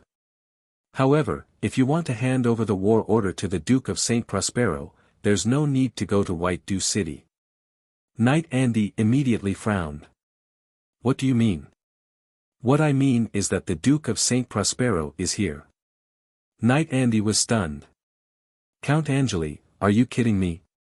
Knight Roger, who had his head lowered, smiled and said, "Mr. Messenger, the Duke of St. Prospero was indeed invited by us." Knight Andy looked at the two in shock. After a while, he said, "All right, please take me to meet the Duke of St. Prospero." "This way please." Knight Roger led the group to a huge tent. He opened the curtain and made an inviting gesture. Knight Andy took the lead and walked in. He then found that the tent was empty. There was only a black coffin in the middle of the tent. "Count Angeli, are you kidding me?" Knight Andy turned around and stared at Colin angrily. Colin ignored Knight Andy. He walked to the coffin and opened the lid. Bang! The coffin lid hit the ground and dust flew everywhere. Colin turned around and said to Knight Andy with an expressionless face. "Knight Andy, come and greet the Duke of St. Prospero." "You." The Knight of Andy suddenly had an ominous premonition. A terrible thought appeared in his mind, but he immediately rejected it. Impossible. Knight Andy slowly walked to the coffin and looked inside. After that, he felt like he was struck by lightning. His whole body froze on the spot. "No. This is impossible. This is impossible." Knight Andy felt a chill down his spine. He couldn't help but tremble. Colin patted Andy's shoulder and said, "Knight Andy, now you understand. The Blood Cavalry brought you here out of kindness. They didn't want you to go to White Dew City for nothing." Knight Andy only felt like he was being stared at by a horrible monster. Although Count Angeli was gentle and didn't do anything hostile, he still felt that his life was seriously threatened. Knight Andy swallowed hard. He no longer had the arrogance he had before. He tried to put on a brave front and said, "Count Angeli, you. How dare you kill the Duke of St. Prospero?" Colin shrugged and said, "The Duke of St. Prospero was killed by the Blood Cavalry on the battlefield. What's wrong with that?" The Empire of Light had restrictions on the fighting among the nobles. Despicable acts such as assassination, poisoning, backstabbing, and so on were obviously not tolerated. However, under these two circumstances, it was fine for the nobles to kill each other. One was a duel. The other was to kill them openly on the battlefield. So, the Blood Cavalry broke into White Dew City. Yes, just 3 days ago. At that time, the Duke of St. Prospero fought bravely to the last moment. I also admired him very much. Colin pretended to exclaim. Knight Andy trembled and asked, but, the Orcs' invasion was imminent. How could you? Colin spread out his hands and said without fear, but at that time, His Majesty's war order hadn't been sent to White Dew City yet. Knight Andy was speechless. In fact, the news that His Majesty was about to start a war had already spread. However, the war order signed by His Majesty with legal effect needed to be delivered by people. It was definitely much slower than carrier pigeons. This time difference became Colin's excuse. The key was that no one could punish Colin for this, because he really didn't see the war order. Knight Andy's expression changed, and finally he had to say, "Since the Duke of St. Prospero is dead, then I will go to White Dew Castle and send the war order to the next Duke of the Eastern region." "That's just right. We can go together," Colin said with a smile. Knight Andy suddenly became alert. "Why are you going to White Dew City?" "Of course, to congratulate the new Duke of the Eastern region." Colin's face was natural. Knight Andy didn't say anything. He didn't seem to want to stay in this gloomy place any longer. He then half-heartedly cupped his hands and turned to leave in a hurry. The curtain hung down, blocking the sunlight outside. Only the flickering candlelight was left in the tent, reflecting on Colin's expressionless face. He stood alone beside the coffin and quietly looked at the body of the Duke of St. Prospero for a long time. Finally, he revealed an excited smile. Then, he opened his mouth and revealed his ferocious fangs. He bit down. Gulp, gulp. Chapter 474. The night gradually darkened. In the dark tent, a few rows of candles were trying their best to burn themselves, barely managing to push open the darkness. Under the illumination of the candlelight, a bloody mist surrounded the coffin in the center of the tent, rising into the air. Within the bloody mist, Colin's figure flickered in and out of existence, seeming both real and illusory. As time passed, a faint blood-red pattern gradually appeared on Colin's body. It looked like an arcane spell formation, but also like the trajectory of the stars. Traces of terrifying aura were emitted uncontrollably, suppressing the flickering candles in the tent until they dimmed. The thick darkness took this opportunity to expand without restraint, causing the atmosphere in the tent to become even more sinister. Suddenly, two spots of light appeared, tearing apart the darkness. It was Colin who had opened his eyes. His pupils had turned into bright red vertical slits, emitting a cold light. The light disappeared in a flash, and Colin also raised his head from the Duke of St. Prospero, who had turned into a dried corpse. He could clearly feel that every cell in his body seemed to be cheering in joy. The bloody mist around him seemed to be able to absorb some mysterious energy particles from the air, transforming them into nourishing energy that he absorbed into his body. The cells in his body that were nourished by this mysterious energy began to evolve at an accelerated rate. His muscle fibers became stronger and more resilient, and his bones and joints became more crystalline. The blood in his body also surged restlessly in his veins like a raging tide. Thump! Thump! Thump! Colin's heart began to beat rapidly like a powerful pump, causing the blood in his body to surge even more violently, even to the point of boiling. The rising blood pressure caused all the blood vessels in Colin's body to protrude, wrapping around his body like purple steel ropes. His muscles also began to swell due to the congestion of blood, quickly filling up the original armor. Chi!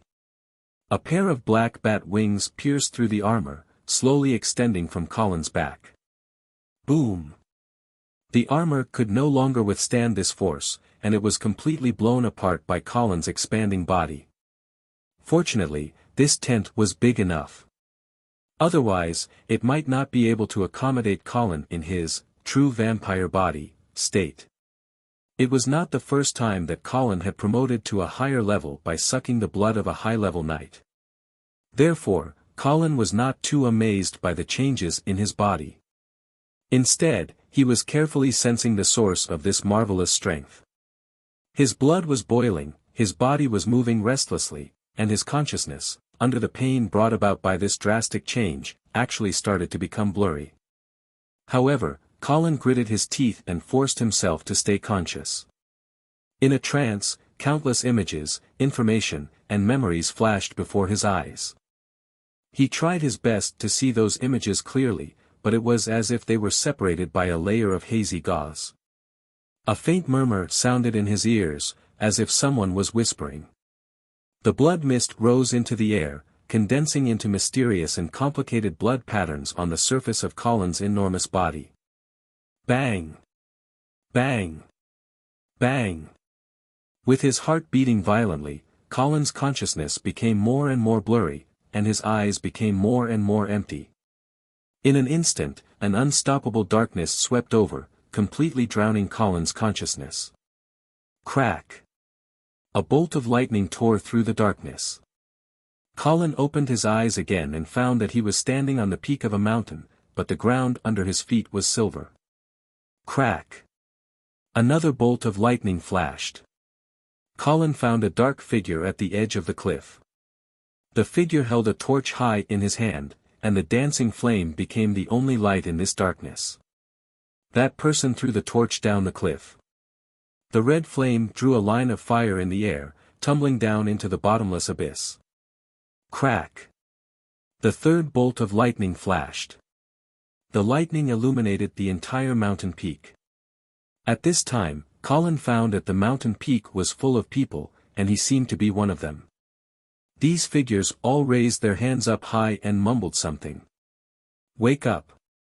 Almighty King! The sound of prayers rang in Colin's ears, but strangely, he could not hear the specific content of the prayers. Crack! The fourth bolt of lightning flashed. The lightning illuminated everything between heaven and earth. In the pitch-black abyss, a dark red flame slowly rose up. No. That was not a flame. Colin abruptly came back to his senses, only to discover that it was a gigantic, dark red, ferocious vertical pupil. The place he was standing on was not a mountain peak, but the head of a giant beast. In the darkness, lightning flashed in the sky, and Colin finally saw the scene in front of him. It was an incomparably huge silver python. The python's huge body was like a mountain range, stretching to the end of his vision. Under the lightning, there were bloody wounds that were deep to the bone on the python's body. The giant python's murky eyes quietly stared at Colin, and in the dark red vertical pupil, Colin's face was reflected. It seemed to want to say something. But Colin could not receive any information. He could only see the python's helplessness, old age, and sadness from its single eye. It was like an old king who had reached the end of his road, and was looking forward to a successor who could replace him, a new king. Boom! The last bolt of lightning flashed by. Everything returned to the boundless darkness. The silver python's vertical pupil also disappeared. But Colin could still vaguely hear whispers echoing in his ears. Maybe the python was trying to say something to him. Unfortunately, he could not hear it clearly. Outside the tent, Knight Roger heard the noise and quickly walked over, but he was blocked by a blood thrall. What happened to the Count? The blood thrall did not answer, and only quietly stood in front of Knight Roger. Even I can't go in? Knight Roger asked angrily. But the blood thrall in front of him was still unmoved. Knight Roger knew that these people were Count Angeli's personal guards. They had a mysterious background, but they were all very strong, and they fought bravely without fear of death. If he did not know that these personal guards would not betray Count Angeli, Knight Roger might have already forced his way in. At this moment, the indistinct murmurs in the tent stopped abruptly, but then, an extremely terrifying pressure suddenly erupted, like a surging wave that swept through the entire camp. Knight Roger, who was the closest to the tent, felt this pressure the most. If he did not feel the strong holy light energy and the familiar aura of Count Angeli, he might have already drawn his sword. Count, while Knight Roger was anxiously waiting, one of the personal guards outside the tent seemed to have been summoned, and he turned around and walked in. Not long after, he saw Colin walk out in large strides. "Count, are you all right?" Knight Roger hurriedly stepped forward and bowed. At the same time, he also noticed that the armor Count Angeli was wearing seemed to be that of the personal guard who just walked into the tent, but he did not dare to ask too much, and only hid this doubt in the bottom of his heart. "Is there anything to eat?" Colin opened his mouth and asked. His eyes flashed red from time to time, and his body was still emitting holy light energy. It seemed that he was unable to perfectly control the sudden increase in power. "Of course there is. Please wait a moment." Knight Roger raised his head and felt the surging power on Colin's body. He could not help but ask, "Count, have you advanced to rank 6? Colin nodded and looked in the direction of White Dew City. "Yes." Chapter 475. White Dew Castle. It was late at night. It was early winter, and the weather was cold. There was a faint scent of night orchid in the air, silently soothing the anxious hearts of the people in the castle. "Duchess. Has Vincent not woken up yet?" "Not yet." The Marquise's face was full of sorrow. She bit her lips and wanted to say something, but seeing the Duchess's serious expression, she did not dare to say anything. "I'm going to perform a healing spell on the Marquis. You can leave first." The Duchess waved her hand. "Yes." The Marquise and the maids quietly left, leaving only the Duchess and Marquis Vincent in the room. The Duchess sat down on the armchair next to the bed, quietly looking at her sleeping son. Marquis Vincent lay on his back on the sickbed, his body covered with a pure white blanket. His face was as white as a sheet, and his breathing was weak, as if he would stop breathing in the next second. However, he did not take his last breath. "My child. Why do you have to hold on so bitterly?"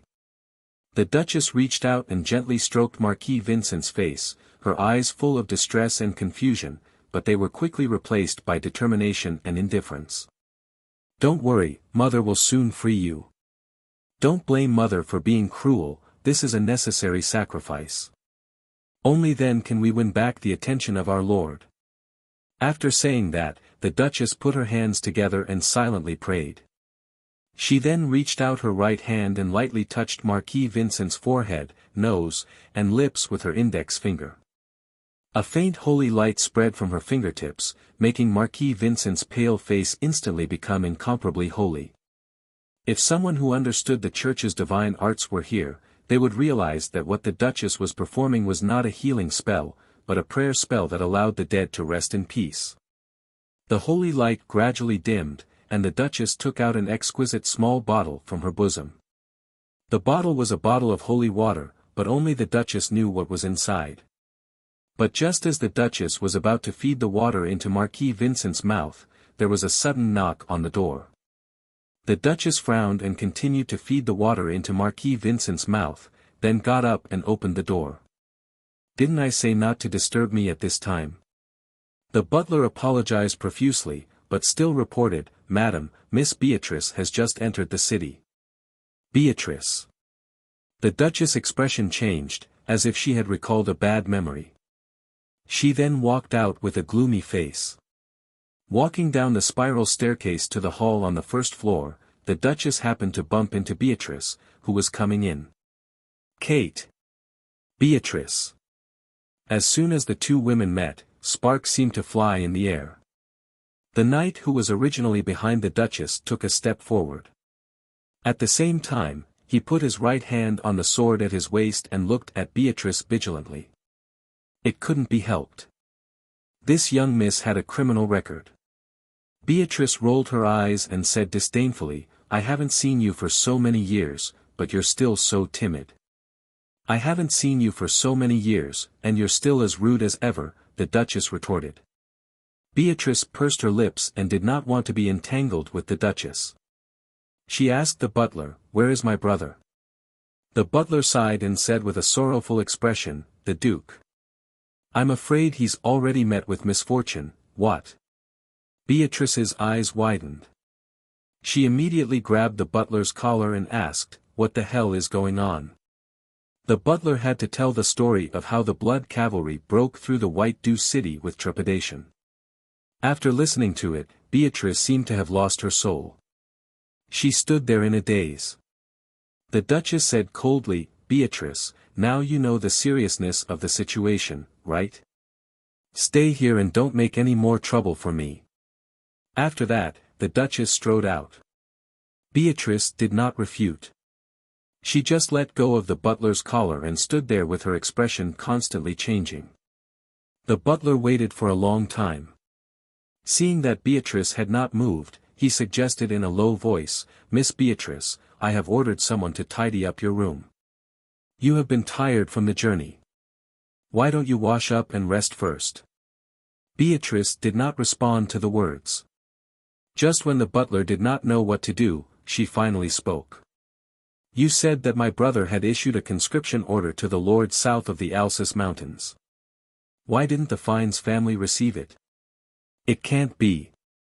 I personally helped the Duke organize the conscription order. One of them was sent to Skylark City." Beatrice narrowed her eyes and immediately realized that the conscription order should have been hidden by her good daughter-in-law. The purpose of her doing so was not difficult to guess. She must have wanted to ambush Colin and his party from Tinder City first, and then lead the private army of the Fines family to defeat the blood cavalry passing through Skylark City. Unfortunately, before she could lead the army out of the city, she was killed by Beatrice, who had learned the news. This stupid woman. She deserved to die. Beatrice's heart was boiling with anger. Although she had a lot of dissatisfaction with her brother, the Duke of St. Prospero, his death still gave Beatrice a great blow. Thinking of her agreement with Colin Angelo in Skylark City, Beatrice was shaken for a moment. Did she really want to cooperate with the enemy who killed her brother? What made her feel even more confused was the future of the eastern region. No matter how mediocre the Duke of St. Prospero was, at least he could control the situation. With him, the situation in the eastern region would not be too bad. But now, with the death of the Duke of Saint Prospero, the problem of the heir immediately became obvious. The eldest son, Vincent, still occupied the position of Marquis of the eastern region. It stood to reason that he should inherit the position of Duke. However, not long ago, the Duke of Saint Prospero, under the urging of some people, wantonly weakened the support of Marquis Vincent and began to support the second son, the Earl of Avon. As a result, the Earl of Avon, who originally had no hope of inheriting the position of Duke, now had the confidence to compete with Marquis Vincent. More importantly, the battle for the heir was similar to a duel. Once involved, it was impossible to withdraw before the life and death was determined.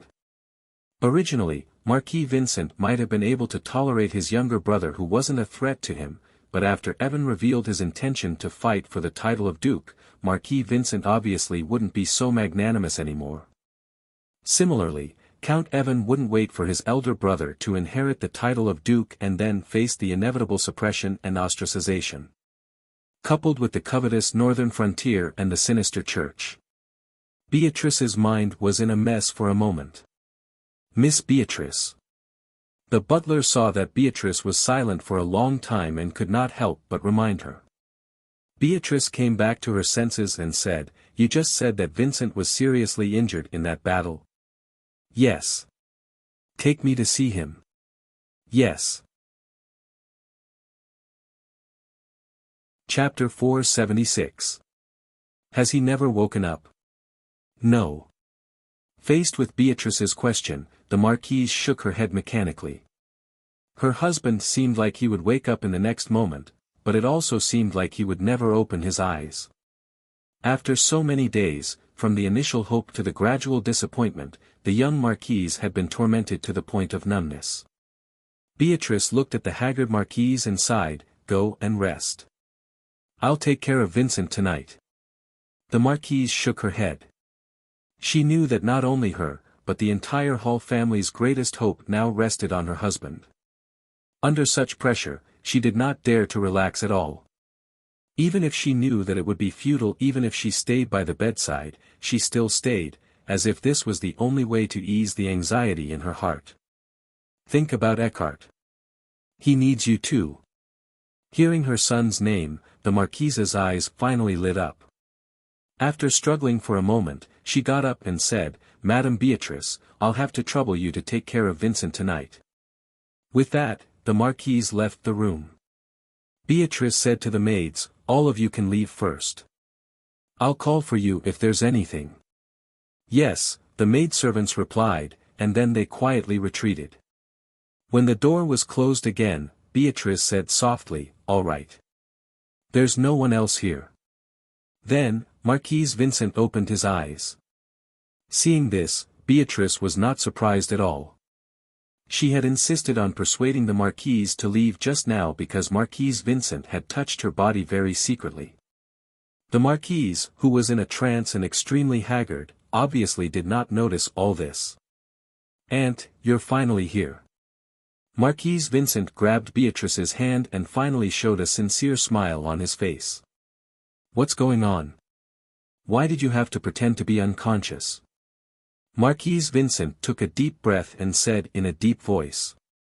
"Because Mother wants to kill me." "Kate wants to kill you?" Beatrice looked at Marquis Vincent in surprise and frowned. "Although I've always thought that crazy woman is willing to kill anyone for the church. She shouldn't go so far as to kill her own son, right? What's more, what's in it for her? My guess is that she wants to push me to the position of Duke of the Eastern region and then kill me. This way, Eckhart will become the first heir to the position of Duke of the Eastern region." Beatrice suddenly understood and said, "So that's how it is. Once a 3-year-old Duke of the Eastern region succeeds to the throne, the Eastern region will be under the control of that bitch Kate." "That's right." Marquis Vincent's eyes flickered with pain and hatred. "That's why she didn't treat me seriously before. She clearly hoped that I would die from my injuries as soon as possible. Even when she saw me hanging on to my last breath, she still. What else is she doing? Nothing. Marquis Vincent immediately changed the subject. Over the years, my mother has roped in countless nobles of the eastern region. Even the house of Saint Prospero has been infiltrated by the church, so I didn't dare to trust anyone. I could only pretend to be in a coma until you appeared. Aunt, you're the only person I can trust now. Beatrice laughed at herself and said, because I'm the last person in the eastern region who can be bought by Carter, right? Yes. But it's also because you're my most respected knight of the eastern region, the most upright Saint Prospero. Marquis Vincent quickly flattered. Beatrice smiled noncommittally and asked, how are you going to deal with this situation now? Do you still have anyone you can trust? Are there any loyal knights? Are there any troops you can command? Marquis Vincent smiled bitterly and said, Aunt, I only have you now. Beatrice rolled her eyes and scolded him, so you've been pretending to be dead for so many days, but you haven't thought of a way to break the situation? Well, in fact, I did think of a way. Marquis Vincent's eyes flickered. What way? I guess that the forces in White Dew City have been roped in by my mother. So, if I want to break the situation, I can only rely on external forces. External forces? Beatrice thought for a moment and wondered, what forces do you have outside White Dew City? Are you referring to Earl Hall? Earl Hall is indeed an important force that I can rely on. However, he is still far away on the New Shui River, and his subordinates are the Navy. He can't do anything about the situation in White Dew City. Then which force are you talking about? Marquis Vincent hesitated for a moment, then lowered his voice and said, the Blood Cavalry. Beatrice raised her beautiful eyebrows and looked at Marquis Vincent with a complicated look. Marquis Vincent quickly explained, Aunt, listen to me. Of course, I know the hatred between the Blood Cavalry and the House of Saint Prospero. I also know that Earl Colin Angeli is treacherous and cunning. He has always been coveting the eastern region. However, in the current situation, I can only use them to deal with the internal threats. Otherwise, the situation in the eastern region will only be worse. Beatrice smiled faintly and said, do you know? In fact, before I came to White Dew City, I met Colin Angeli once in Skylark City. And, I reached an agreement with him. Marquis Vincent suddenly widened his eyes and said, what agreement? I helped him kill Kate, and he let go of the Viscount's fine. Marquis Vincent's eyes lit up, and he immediately asked, how are you going to kill Mother? Beatrice did not hide and said frankly, I will secretly open the city gate and let the Blood Cavalry into White Dew City. Since they could kill your father last time, they must be able to kill the guards around your mother this time. In this way, I can kill her with my own hands. After hearing this, Marquis Vincent was silent for a long time before he said, Aunt, in fact, my original plan is similar, but I plan to let my mother die in the hands of the Blood Cavalry. No. Beatrice shook her head slowly, Kate must die in my hands. Marquis Vincent frowned and was very puzzled, Aunt, why do you have to kill my mother with your own hands? Is it because of those grudges in the past? Beatrice glanced at Marquis Vincent and snorted, what? Am I such a vengeful person in your mind? Marquis Vincent quickly shook his head, but before he could think of how to answer this question, he heard Beatrice say again, well, to tell you the truth, I want to kill Kate with my own hands, there is only one reason, to completely break the relationship between the House of Saint Prospero and the Church. This powerful sentence made Marquis Vincent's heart tremble. After thinking for a moment, he finally understood his aunt's painstaking efforts. Indeed, if the Archbishop of the Eastern region died in the hands of Beatrice, there would be an irreparable gap between the House of Saint Prospero and the Church, and the royal family was very likely to accept the House of Saint Prospero's allegiance as a result. The situation of the empire might be completely changed. However, Marquis Vincent was also very clear that Beatrice, who caused this series of upheavals, might suffer endless revenge from the Church. Just as he was about to remind his aunt of the possible consequences of killing an archbishop, he heard her speak again, in addition, I want to kill another person. Who? Colin Angelo. Chapter 477. Thump. Thump. Marquis Vincent's heartbeat suddenly accelerated. For a moment, even he himself did not know what he was thinking when he heard that his aunt was going to kill Colin Angeli. Beatrice did not notice Marquis Vincent's strange behavior and continued to explain to him, "Marquis Vincent, Colin Angeli is too dangerous and terrible. Even if the Eastern region successfully gets rid of the control of the church, it can only curl up under his shadow. So, this man must die. And once he dies, the blood cavalry will be finished. As long as you can become the Duke of the Eastern region, it will not be difficult to persuade Earl Hall to change his mind. As long as the northern frontier cannot cross the furious river, there is nothing to worry about. What's more, once Colin Angeli dies, the northern frontier will inevitably fall into turmoil. Even if it does not fall into turmoil, it will absolutely be impossible to touch the eastern region.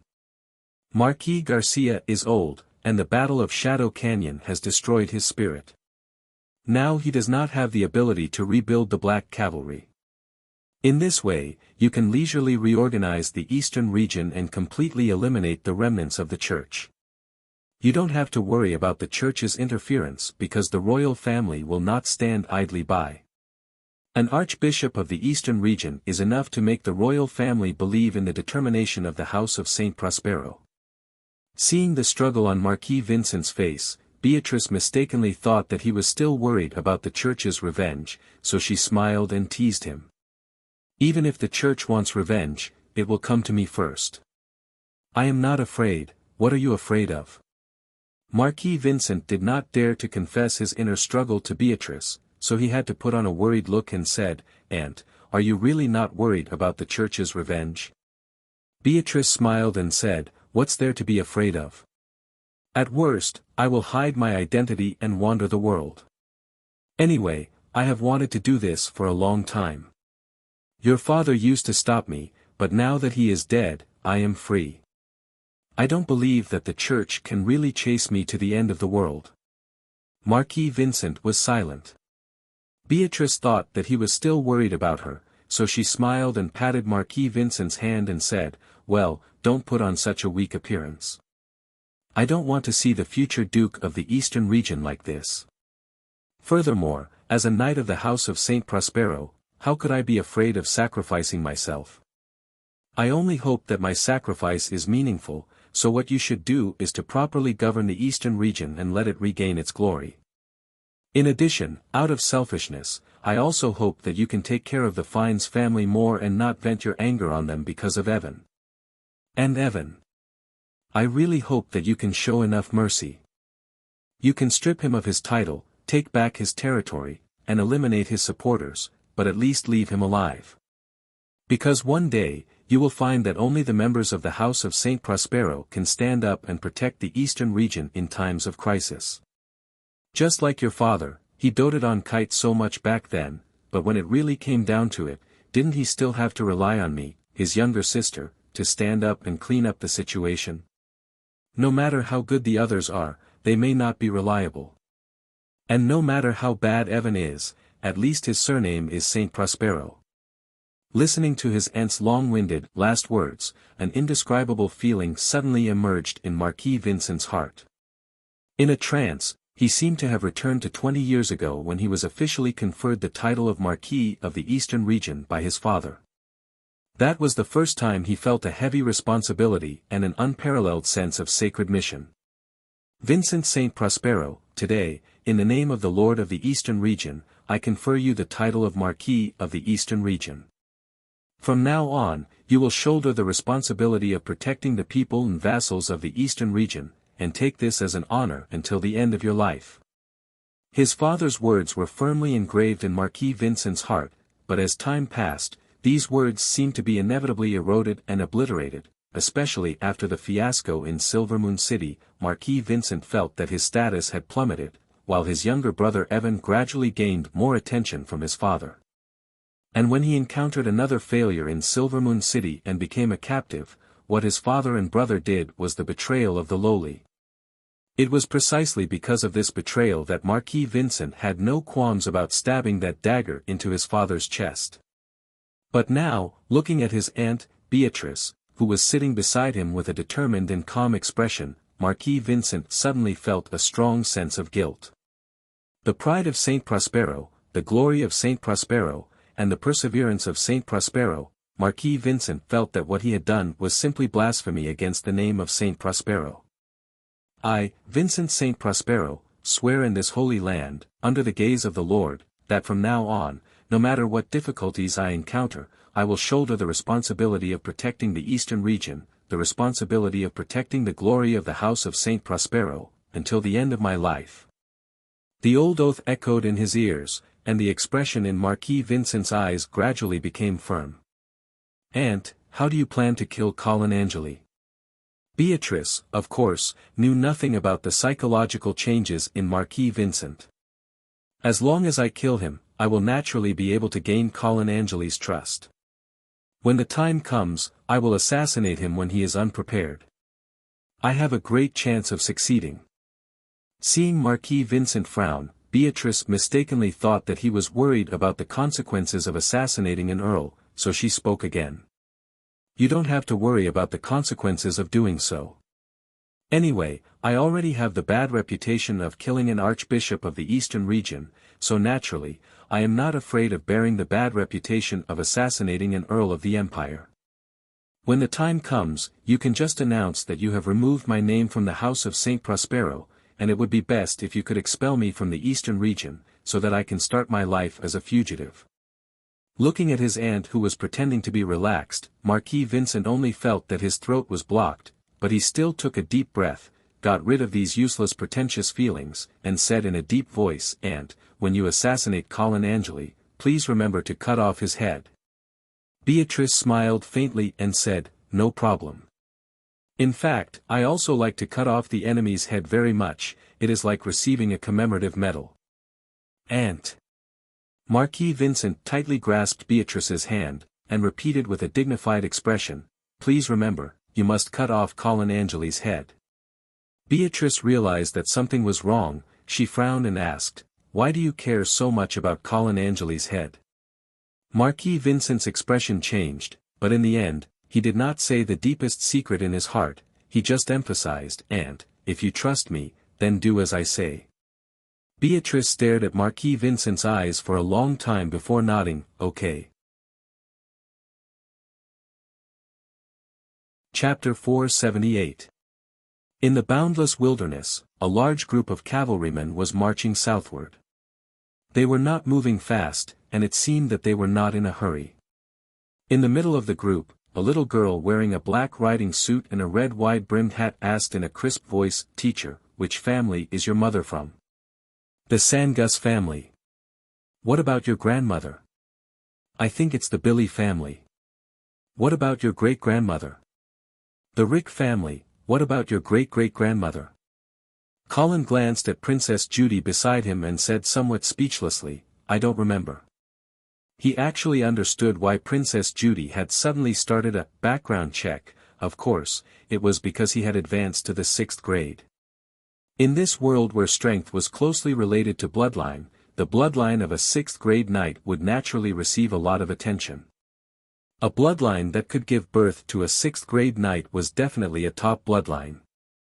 After all, there were only 7 bloodlines that could give birth to a 7th grade paladin. The Angeli family was obviously not a top bloodline, which was why Princess Judy was concerned about Colin's maternal bloodline. However, Sangus, Billy, Rick. Princess Judy had never heard of these families before. They were clearly unknown small nobles, and had nothing to do with top bloodlines. Princess Judy's lively big eyes rolled a few times, and suddenly had a bold guess about her teacher's background. But she did not dare to say this guess out loud. But if she did not say it out loud, the little girl would feel uncomfortable. As her eyes wandered, she happened to meet Prince Harrison's gaze. The brother and sister seemed to have telepathy, and instantly understood each other's meaning, and immediately smiled knowingly. This little action naturally could not escape Colin's eyes, but he did not explain anything. Misunderstanding that he was the illegitimate son of some great noble in Greycastle was better than revealing the secret of the vampires. Colin was somewhat curious about whether his increased strength by drinking the blood of high-grade paladins would affect the bloodline of his descendants. If one day he successfully advanced to the sanctuary realm, would a new paladin family be born? As for whether he could advance to the sanctuary realm, Colin did not have any doubts. He was very confident in his vampire cheat. As long as he could get his hands on the fresh blood of a holy knight, Colin was very confident that he would be able to step into the holy realm. However, if such a day really came, then the people of this world would probably think that he was the illegitimate son of a holy knight family member. He wondered if there would be a melodramatic farce of them acknowledging their ancestors. While he was lost in his thoughts, a messenger came back from the front and reported to Colin, "Sir, I'm sorry. Your lordship, White Dew City is just ahead." Hearing this, Colin immediately looked up and saw a small white dot appear on the horizon. "Knight Andy, it's your turn." Knight Andy, who was called out by Colin, immediately bowed and said with a flattering smile, "Okay, please wait a moment. I'll open the door for you." Ever since he learned that Colin had become a knight of the sixth step, the attitude of this emissary from the San Lorenzo family changed completely. He probably thought that Colin was a descendant of some paladin family that had been left behind.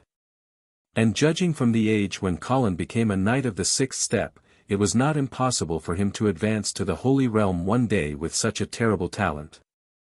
Therefore, it was understandable that Knight Andy would be so respectful after being arrogant. "Teacher, we won't fight in White Dew City this time, right?" Princess Judy asked crisply. Colin gave a playful smile and said, "Of course not. After all, His Majesty's war order has been sent. On the city wall of White Dew City." In the face of the approaching bloody cavalry, the defenders in the city certainly did not dare to take it lightly. The Pegasus Legion and the private army of the lords recruited by the Duke of St. Prospero all gathered their elites and waited on the city wall.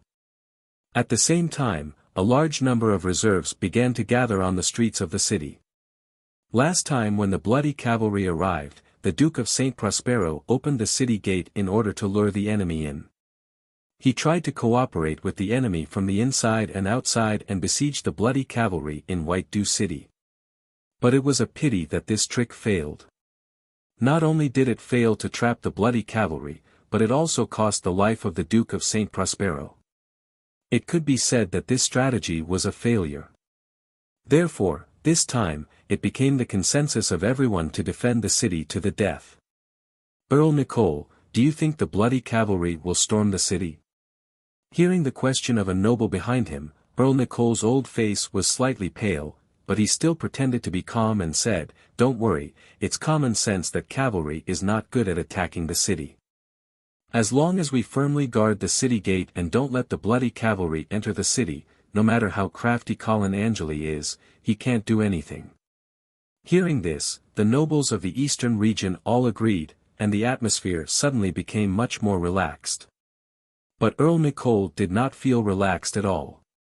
In fact, the old Earl only felt sad at this moment. Although they had the absolute advantage in numbers, none of the nobles of the eastern region dared to propose to go out of the city to fight. In fact, even if someone proposed to go out of the city to fight, Earl Nicole would have rejected it. But he still hoped to hear such voices, at least it would prove that the courage of the nobles of the eastern region was not completely wiped out. However, the fact was that only 20,000 bloody cavalry blocked the nobles of the eastern region in White Dew City, and they did not dare to come out. This was simply a great shame. "My lord, the other side sent a messenger, should we bring him up?" Earl Nicole woke up from his thoughts and saw that the cavalry on the opposite side had separated from the main force and was heading to White Dew City. "Put down the basket and pull him up. I'd like to see what the people of the northern frontier have to say." After a while, Knight Andy was brought to Earl Nicole. "Knight Andy." Earl Nicole was knowledgeable and recognized the knight of the San Lorenzo family. Then, without waiting for Knight Andy to reply, Earl Nicole immediately realized and said, you are the messenger of the royal family, right? His Majesty's war order has arrived, right? Yes, Earl Nicole, I brought the war order personally signed by His Majesty, and it has been successfully passed by the Senate. Knight Andy waved the letter, but did not intend to hand it to Earl Nicole. He just asked in a reserved manner, I need to send the war order to White Dew Castle, please excuse me. Of course, of course. Earl Nicole's old face was smiling like a chrysanthemum, because he knew that once His Majesty's war order arrived, the war between the lords of the Empire had to stop. So, he immediately called his guards and asked them to escort Knight Andy to White Dew Castle. Before Knight Andy left, he did not forget to point outside the city and said, Earl Angeli from the northern frontier is outside the city, remember to send someone to welcome him. Earl Nicole frowned again, looking at the cavalry army slowly approaching outside the city, and fell into silence. The nobles of the eastern region around him were still immersed in the excitement of the war order smoothly arriving at White Dew City, and seemed to have forgotten that there was a terrifying army outside the city. Earl Nicole said to his adjutant, since Knight Andy came from the bloody cavalry, then Colin Angeli must have seen His Majesty's war order. If he does not want to become a public enemy of the Empire, then he will not start a war. How about this, you send a messenger out of the city to test the other side's attitude. My lord, who should I send? Earl Nicole suddenly hesitated. He glanced at the nobles of the eastern region in front of him, and his frown deepened. I'll go. Just as Earl Nicole was at his wit's end, Beatrice appeared at the top of the city wall. Count Nicole breathed a sigh of relief and smiled. Knight Beatrice, it's best if you are willing to go. Chapter 479. Under the White Dew City, Beatrice once again came to the blood cavalry alone. Colin greeted her like a gentleman this time. The two met in the middle of the army and the city. Knight Beatrice, we meet again. Count Angeli, you came to the White Dew City in such a big way. Are you not going to fulfill the agreement between us? Colin shrugged and said helplessly, you can't blame me. You can only blame the messenger of the royal family for coming too fast. So, are we going to give up? Beatrice asked unwillingly. Give up? Colin smiled, there is no such word in my dictionary. Beatrice's eyes lit up and immediately asked, Count Angeli, do you have any good ideas? Colin looked at the tall walls of the White Dew City and slowly said, since the war order has been sent to the White Dew City, of course, I can't take the initiative to provoke them. Hearing Colin's emphasis on the word, take the initiative, Beatrice understood and said, are you going to let the eastern region do it first? Yes. Beatrice slowly shook her head and said, you may be disappointed. The eastern region is now eager to stop the war with the northern frontier. How can they take the initiative to provoke them? Colin looked at Beatrice meaningfully and said, are you not from the eastern region? You mean, let me take the initiative to provoke them? Beatrice looked at Colin in surprise. Yes. I know you don't have many troops in the city, but you can choose a time to assassinate me. Hearing this, Beatrice's heart suddenly skipped a few beats, and her eyes subconsciously avoided Angeli's eyes. But soon she found that Colin's expression was not abnormal, so she calmed down. Colin did not find Beatrice's strangeness and still said, since you have decided to assassinate the Archbishop of the Eastern region, you must be ready to escape. Then it should be okay to carry the crime of ignoring His Majesty's war order and assassinating the Count of the Empire, right? As long as you stab me, the bloody cavalry will have a reason to enter the city to protect their master. At this time, you can arrange your trusted subordinates to open the city gate for the bloody cavalry. Then, the bloody cavalry will help you clear the guards around Mrs. Kate. You should know what to do next, right? Beatrice took a deep look at Colin, then nodded decisively. All right, we'll do as you say. After that, Colin returned to the army and ordered Roger to lead the army to camp outside the city. He then brought Prince Harrison, Princess Judy, and 100 guards to follow Beatrice into White Dew City. Walking on the streets of White Dew City, Colin calmly looked around, admiring the scenery of the capital of the eastern region. Compared with the magnificent winter city, White Dew City was less imposing, but more exquisite. And because it was close to the radiant moon forest, the architectural style in the city was inevitably influenced by the elves, emphasizing the harmony with nature and using reliefs and columns. Compared with the general closed buildings, the ring-pillar style of the eastern region's buildings did not have a sense of dullness. Under the sunlight, it could produce rich light and shadow effects and change between reality and illusion. It also weakened the boundary between the inside and outside, so that the outdoor scenery became part of the architectural decoration. This was the first time Colin came to White Dew City, and he immediately fell in love with it. Unfortunately, the people here obviously did not like the Count from the northern frontier. Along the way, countless people of the eastern region did not hide their hatred for Colin. If there were no soldiers on both sides of the street, perhaps the angry people of the eastern region would have already rushed up. Prince Harrison and Princess Judy appeared to be a little nervous under these hostile gazes, but Colin acted as if nothing had happened. He was still admiring the buildings on both sides of the street with great interest. Because of this, Colin did not notice that there were two old acquaintances hidden among the angry people of the eastern region. "Let's go, sister. In this case, you can't succeed in the assassination." The Earl of Avon pulled down the brim of his hat, trying to shrink himself to the back of the crowd, and advised Anna beside him. Anna stared at Colin's tall figure on horseback. The veins on her right hand holding the sword were bulging, as if she was about to draw the sword in the next moment. Seeing this, the Earl of Avon quickly held his sister's hand, leaned close to her ear, and whispered, "Anna, believe me, if you assassinate him now, you will only alert him." Anna turned her head, looked at her brother with red eyes, and said angrily, "Are we not going to avenge father?" "Of course." The Earl of Avon said firmly, "But not like this. Believe me, I have a better way."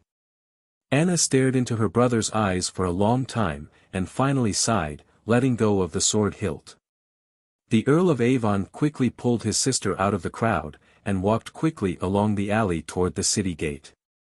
Anna became more and more confused as they walked, and finally could not help but ask, "Brother, are you going the wrong way? White Dew Castle is in that direction." "No, we can't go to White Dew Castle." "Why?" "Because once we go to White Dew Castle, I will be under house arrest." Seeing Anna's confused face, the Earl of Avon sighed and said, "Don't ask, sister. If you believe me, then follow me." Anna bit her lip and did not say anything, letting her brother lead her through the city. "Stop, this is a military area, unrelated people are not allowed to approach." In front of the city gate tower, the brother and sister were stopped by a group of patrolling soldiers. "I have urgent military information to report, can you take me to see your commanding officer?" The soldier sized up the Earl of Avon. Although he was wearing ordinary clothes, the sword at his waist did not seem to be ordinary. "Then wait here." Not long after, a knight was led to the Earl of Avon by the soldiers. "What urgent military information do you have to report?" The Earl of Avon looked at the insignia on the knight's armor, and lifted the brim of his hat, revealing half of his face, and said, "I want to see Earl Nicole, can you take me there?" "Is the Earl someone you can see just because you want to?" The knight was stunned as he finally recognized the identity of the person in front of him. You are Lord Earl of Avon." "Shoo." The Earl of Avon raised a finger, "Don't make a fuss, take me to see Earl Nicole." The knight nodded blankly, and then led the Earl of Avon and Anna to the city gate tower. On the city gate, Earl Nicole was still staring at the bloody cavalry that was setting up camp outside the city. No one knew what he was thinking. "Earl Nicole, this, sir wants to see you." Earl Nicole frowned and asked without turning his head, "Who wants to see me?" "It's me." Hearing this slightly familiar voice, Earl Nicole finally turned his head, and then saw the Earl of Avon's smiling face. "Earl of Avon." Earl Nicole said in surprise, but then immediately lowered his voice and said, "When did you enter the city?" "I've been in the city for a while, the Earl of Avon said vaguely, can we change to a more convenient place? I don't want others to know that I'm here. Okay, please come with me. Chapter 480. As the door was gently closed, the inside and outside of the room were separated into two different worlds. Only Earl Nicole and the Earl of Avon were in the room. Even Anna did not come in. Earl Nicole personally poured a glass of wine for the Earl of Avon and laughed. Earl of Avon, there is no good wine in the camp. Please make do with it. You may not know, but for a real drunkard, good wine is good, but bad wine can also have a different taste. The Earl of Avon took the glass, clinked it with Earl Nicole's, and then drank it in one gulp. Earl Nicole put down his glass and asked, Earl of Avon, since you have been in White Dew City for a long time, why have you been hiding your whereabouts? The Earl of Avon laughed and said, Earl Nicole, let's not test each other here and waste time, okay? Don't tell me you don't know the reason why I have not dared to show myself. Earl Nicole also laughed and praised, I have long heard that you are extraordinarily intelligent, Earl of Avon. Seeing you today, I can see that you are indeed so. The Earl of Avon shook his head and sighed, if it was in the past, I might have accepted your praise calmly, and even secretly felt proud. But now, I finally know that compared to a real genius, I am really weak, especially on the battlefield, Earl of Avon, in fact, this is really not your fault. The Eastern Region Army has been at peace for too long. Compared to the bloody cavalry that fought their way out of the sky ice field, the difference in strength is too great. No matter who is in command, the result will be the same. The Earl of Avon did not respond. He just poured another glass of wine for himself and Earl Nicole. The two brothers in distress wanted to drown their sorrows in wine. But soon, Count Elvin put down his wine cup and said with a serious expression, don't worry.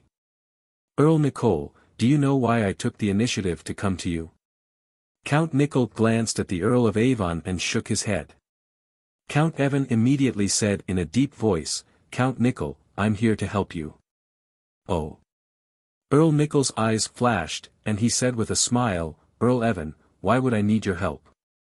Earl of Avon did not answer the question directly. Instead, he asked, what kind of promise did my mother give you?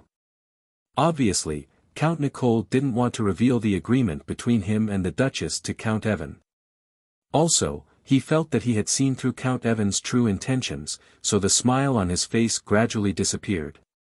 Earl of Avon, I think you're trying to get my help, aren't you?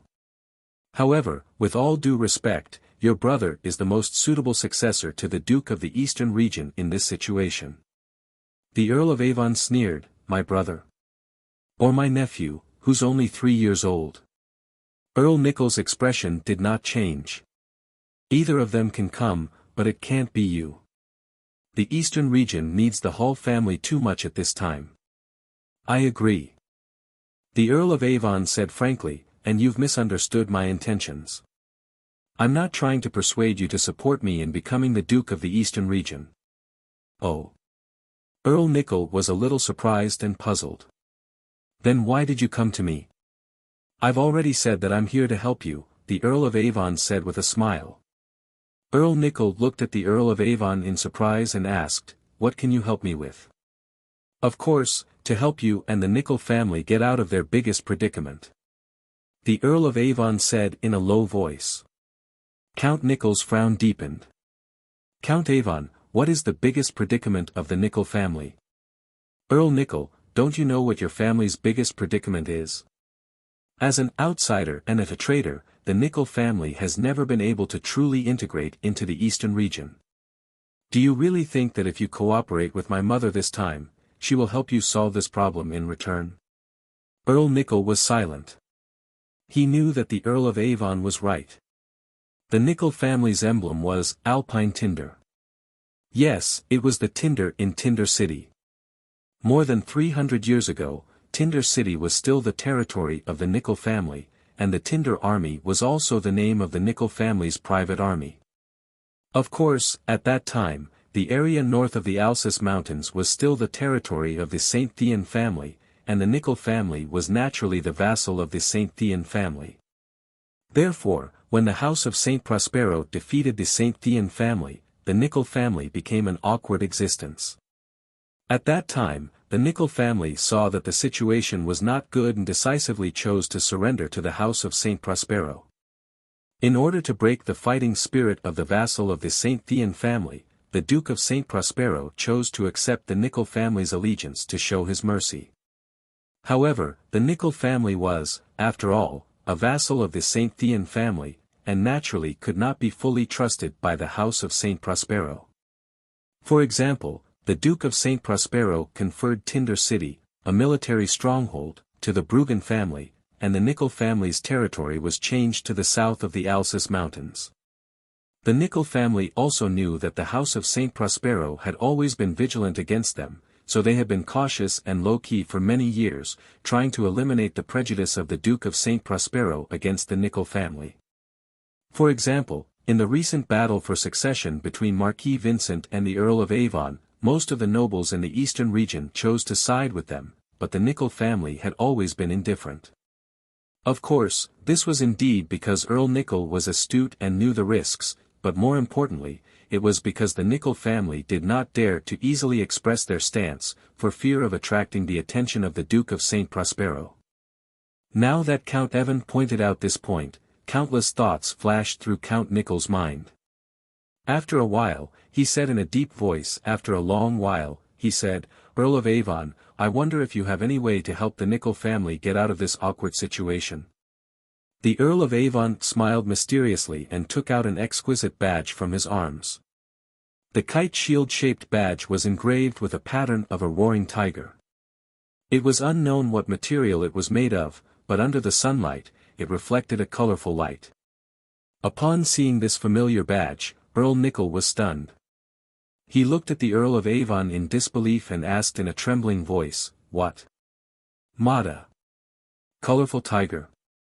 Your Excellency, where did you get this badge?" The Earl of Avon smiled and said, "Of course, Mr. Feng gave it to me." "Mr. Feng?" Earl Nickel was pleasantly surprised and somewhat in disbelief. "Didn't he die at the hands of Prince Rhy? You believe such a rumor?" The Earl of Avon asked rhetorically.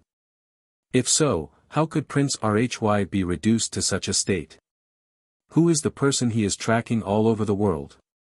Earl Nickel suppressed his excitement and asked in a low voice, "What agreement have you reached with Mr. Feng?" The Earl of Avon smiled reservedly and said, "I will marry Mr. Feng's daughter, and Mr. Feng will help me control the eastern region." "Daughter?" Earl Nickel was puzzled. "Aren't you already engaged to Grace of the Bruggen family?" The Earl of Avon smiled mysteriously and said, "You will understand in the future. Now, do you think that compared to my mother, I am a better partner for the Nickel family?" Earl Nickel's gaze was fixed on the colorful tiger badge in the Earl of Avon's hand. He nodded and said, "Yes. If you have reached an agreement with Mr. Feng, then the Nickel family is naturally willing to follow in your footsteps." "Very good," Count Elvin said mysteriously as he put away the badge with a smug smile. "Earl Nickel, White Dew City will be especially lively tonight. Please wait and see." Chapter 481. Prince Harrison, Princess Judy, Count Angeli, welcome to the White Dew Castle. In front of the White Dew Castle, the Duchess, who was dressed to the nines, had an impeccable smile on her face as she welcomed the guests. It was as if she had completely forgotten that this guest had just led an army to attack the White Dew Castle and killed her husband. Colin jumped off his horse and walked to the Duchess with a smile on his face. "This is my first visit, so I didn't prepare any expensive gifts. I hope you don't mind." Colin clapped his hands as he spoke, and the 4 guards behind him immediately carried a coffin forward. It was needless to say whose body was in the coffin. The atmosphere suddenly changed, and the air became so stagnant that it was almost suffocating. The people of the House of Saint Prospero were spitting fire from their eyes. If looks could kill, then Colin would be riddled with holes by now. Unfortunately, gazes couldn't kill people. The people of the House of Saint Prospero could only rage helplessly. The Duchess, on the other hand, had a calm expression, as if the body in the coffin was just a stranger's body. Count Angeli, you're too kind. The House of Saint Prospero will definitely remember such a valuable gift. Colin raised his eyebrows. For a moment, he didn't want to continue provoking her. Otherwise, it would feel like he was bullying a widow. He glanced at the people behind the Duchess and asked in confusion. Why don't I see Marquis Vincent? Vincent was severely injured and is still unconscious. That's why he couldn't come and greet you. Severely injured and unconscious. Colin blinked his eyes. I see. I want to visit the Marquis. Is it convenient for you? As soon as these words were spoken, the people of the House of Saint Prospero started breathing heavily. They obviously thought that Colin's hypocrisy was a provocation. The Duchess' expression also became gloomy. She said coldly, I'm sorry, Count Angeli. I appreciate your kindness. However, it's not convenient for Vincent to see outsiders right now. When he recovers, it won't be too late to see you. After all, he was in someone else's territory. Colin didn't want to be too arrogant, so he nodded. All right. The Duchess turned to the side and extended her hand in an inviting gesture. Please come in, 3 distinguished guests. We have already prepared a room for you. Please rest first. There will be a grand welcome banquet tonight. Colin nodded and strode into White Dew Castle as if there was no one around while he faced the undisguised hostile gazes. Prince Harrison and Princess Judy also followed. Under the guidance of the maid, Colin walked into his room. The overall architectural style of White Dew Castle was exquisite and elegant. The main body was built with carefully cut white glazed rock. The ground and walls were suffused with a faint layer of beige. Jadeite, rubies, and sapphires could be seen everywhere in the room. One could even see sparkling and translucent diamonds inlaid in conspicuous places. There were many oil paintings of different styles and some animal head specimens hanging on the wall. Colin didn't have the ability to appreciate art, so he didn't pay attention to them after a glance. Sir, do you need me to help you bathe and change your clothes? The young maid asked with a red face. No need. I'll do it myself. You can leave. After rejecting the maid's good intentions, Colin took off his armor and went to the bathroom alone. Warm water had already been prepared in the bathtub, and there was a faint fragrance of jasmine. He didn't know where the House of Saint Prospero had gotten the jasmine flowers in the middle of winter. Colin slowly sat in the bathtub and felt the warm water soak into every inch of his skin. He closed his eyes comfortably. However, his mind didn't stop. Colin definitely didn't believe the Duchess when she said that Marquis Vincent was seriously injured and unconscious. After all, as a blood descendant he had transformed into, unless Marquis Vincent's head was chopped off, any kind of injury would only be a scratch to him. How could he be seriously injured and unconscious? He couldn't be pretending to be dead, right? And he didn't even come out to welcome him when he arrived at White Dew Castle. Colin had started to be vigilant when he saw the blood slaves voluntarily leaving food for their family in the small village outside of Linshui City. If a blood slave without self-awareness would unconsciously feel pity for their family, then what about a blood descendant with self-awareness? A blood descendant with self-awareness would be able to consider the pros and cons and weigh the pros and cons. Then, when a blood descendant found that the benefits of betrayal were far greater than loyalty, would he still choose loyalty? This was especially obvious with Marquis Vincent. Marquis Vincent obeyed Colin's words before, perhaps because he was a blood descendant, but perhaps because he needed Colin's help at that time. Without Colin, he would only be a pitiful worm abandoned by his father and framed by his younger brother. But now, Colin had already helped him clear all obstacles, and the position of Duke of the Eastern region was within his reach. Would Vincent still be willing to be Colin's servant and harm his own interests for him? Colin felt that it was unlikely. However, what was Marquis Vincent planning to do now? Was he going to pretend to be dead and deliberately not cooperate with Colin's next move? Was he going to wait until the Blood Cavalry had no choice but to withdraw from the Eastern region because of the war order before he came out to succeed the position of Duke of the Eastern region? Or was this guy already planning a more vicious plan to get rid of him once and for all and regain his freedom? The more Colin thought about it, the more he felt that the latter was more likely. The corners of his mouth gradually drew an arc, as if he felt that the current situation was very interesting, and even began to look forward to Marquis Vincent's next performance. But at this moment, Colin suddenly smelled a faint smell of blood. He suddenly opened his eyes and looked around, but found nothing unusual in the bathroom. But Colin's vigilance did not weaken at all. After all, he had just guessed that Marquis Vincent might bite back. Could this be a trap that he had set for him? Thinking of this, Colin stood up from the bathtub, wiped the water droplets on his body with a bath towel, and put on his clothes again. Then, he began to carefully identify the source of the smell of blood. But then, Colin found that the smell of blood was somewhat familiar, as if he had smelled it somewhere before. Walking into the bedroom, the smell of blood gradually became stronger. And Colin finally remembered that this was clearly the smell he had smelled in the underground blood pool in the Floral City. In the Schurz family's Swan Castle, there was also this smell. So, Earl Angeli. A deep and familiar voice sounded behind him.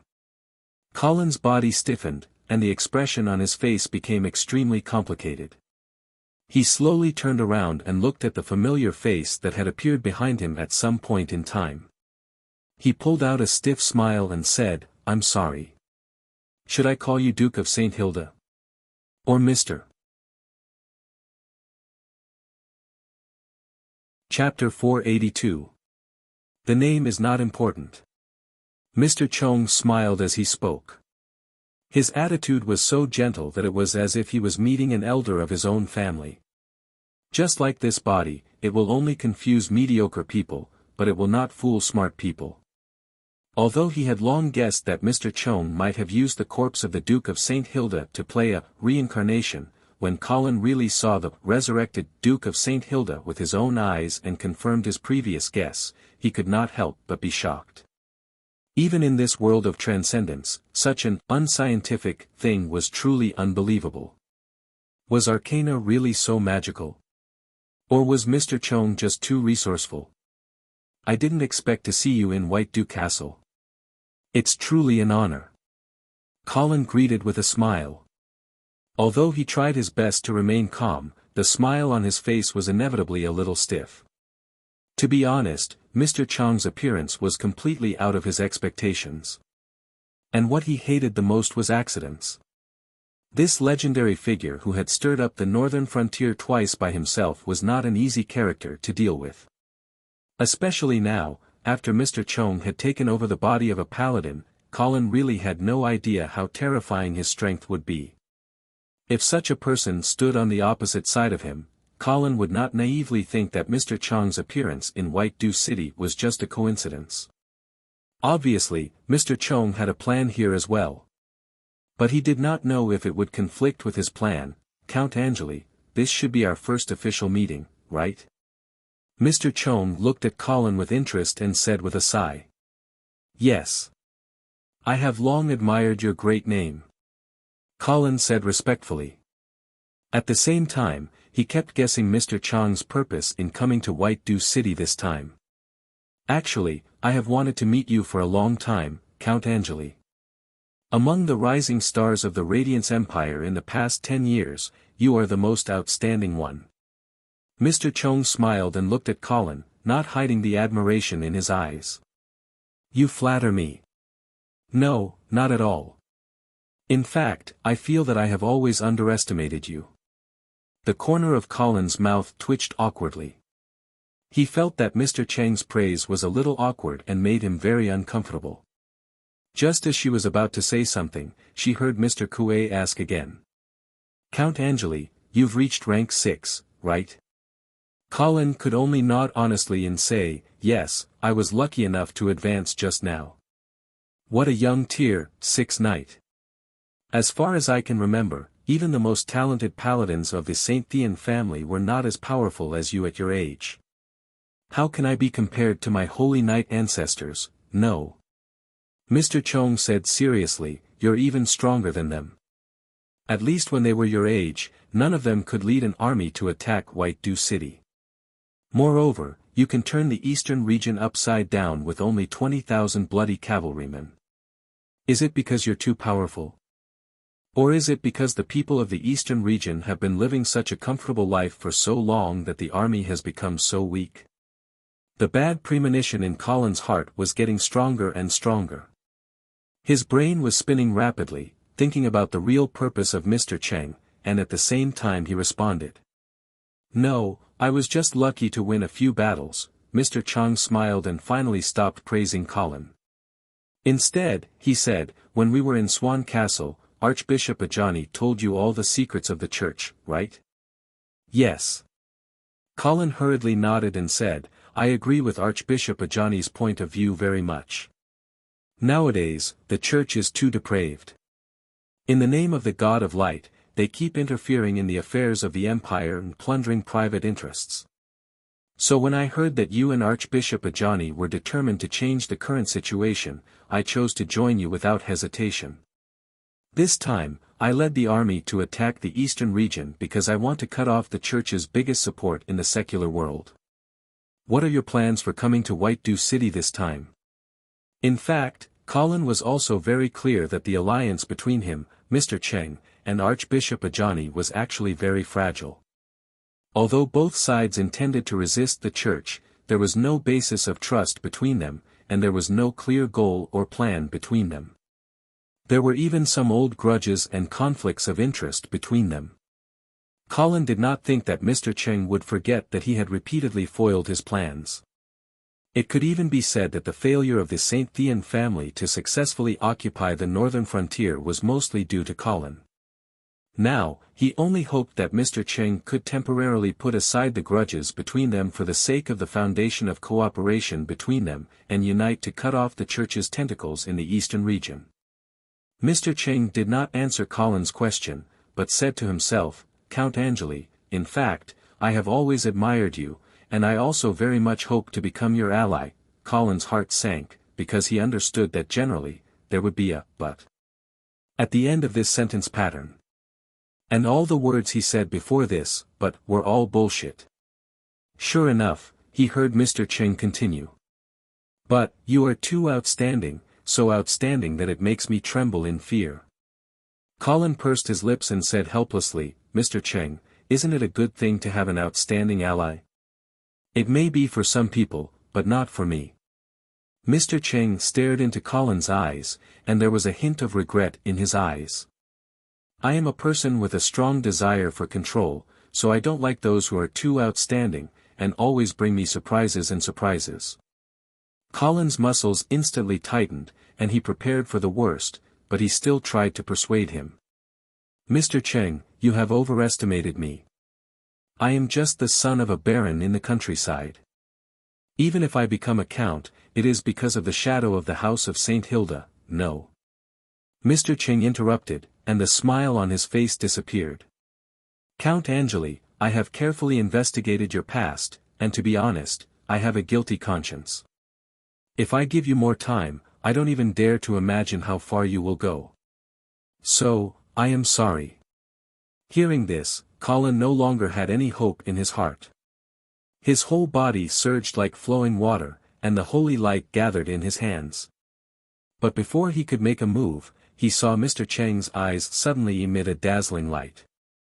For a moment, he felt like he saw the sun right in front of him. His eyes stung, and tears flowed out uncontrollably. Colin was shocked, and he immediately retreated. But in his blurred vision, he saw an arm shining with golden holy light, thrusting straight into his chest with the force of a thunderbolt. Poochie! Colin screamed, and he was shocked to find that his heart was already in Mr. Cheng's hand. Farewell, Count Angeli. Bang! Mr. Ching squeezed hard, and Colin's heart burst like a balloon filled with water. Blood splattered everywhere. Chapter 483.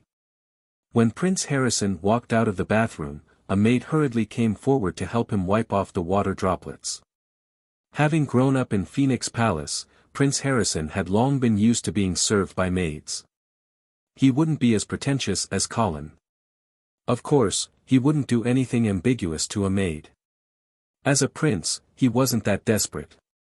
After putting on his formal attire, Prince Harrison let the maid apply perfume on him. "What time is the banquet?" "I'll go ask for you." "Okay." After the maid left, Prince Harrison looked in the mirror and adjusted his formal attire. After a moment, he finally revealed a satisfied smile. But just as he was about to turn around, Prince Harrison was shocked to find that there was an additional figure in the mirror. However, after seeing that person's face clearly, Prince Harrison immediately let out a sigh of relief. He turned around and asked, "Uncle Rhy, why are you in White Dew City?" Prince Harrison actually wasn't afraid of Prince Rhy. Although everyone believed that this person had committed a heinous crime by brazenly killing a consul of the empire, Prince Harrison had accidentally overheard a conversation between his parents and knew that Prince Rhy had been wronged. Therefore, Prince Harrison actually felt a trace of guilt and sympathy towards this uncle of his.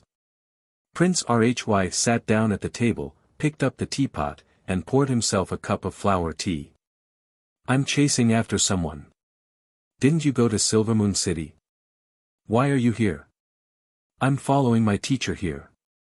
"You still don't know, but my teacher is amazing. He led a mere 20,000 bloody cavalry and defeated the entire Eastern Army. If not for my father's war order being passed to White Dew City, I'm afraid this city would have fallen again." Prince Harrison used an incomparably proud tone to praise his teacher's glorious achievements. Only then did he notice the first sentence that Prince Rhy had just said. "Uncle Rhy, you said that you're chasing after someone. Who are you chasing after?" Prince Rhy took a sip of tea and said indifferently, "The person who set me up." Prince Harrison's heart skipped a beat, and he immediately became nervous. Because Prince Harrison did not know the whole truth, nor did he know Mr. Castle's role in this matter, when he heard Prince Leahy say that he was tracking down the people who had framed him, he mistakenly thought that he was referring to Emperor Reinhardt and Empress Medela. Prince Harrison's strange behavior naturally couldn't escape Prince Rhy's eyes. "Harrison, do you know something?" "Uncle, Prince Harrison panicked under Prince Lacy's sharp gaze. Of course, this made Prince Rhy even more certain that his nephew obviously knew some inside information. Thus, he stood up and walked in front of Prince Harrison. He placed a hand on Prince Harrison's shoulder and bowed slightly. "Harrison, tell me what you know." Prince Harrison felt as if the hand on his shoulder had grabbed his soul, and a shudder that originated from the depths of his heart swept through his entire body. But he still clenched his teeth and said resolutely, "Uncle, I can't betray father and mother." Prince Rhy had a mocking expression. "Your willpower is not bad, but it's a pity you used it in the wrong place. Has the San Lorenzo family fallen to the point where they have to rely on schemes to maintain their rule?" Prince Harrison's entire body trembled, and sweat poured down like rain, but he still stubbornly kept his mouth shut. Prince Rhy's expression became colder and colder.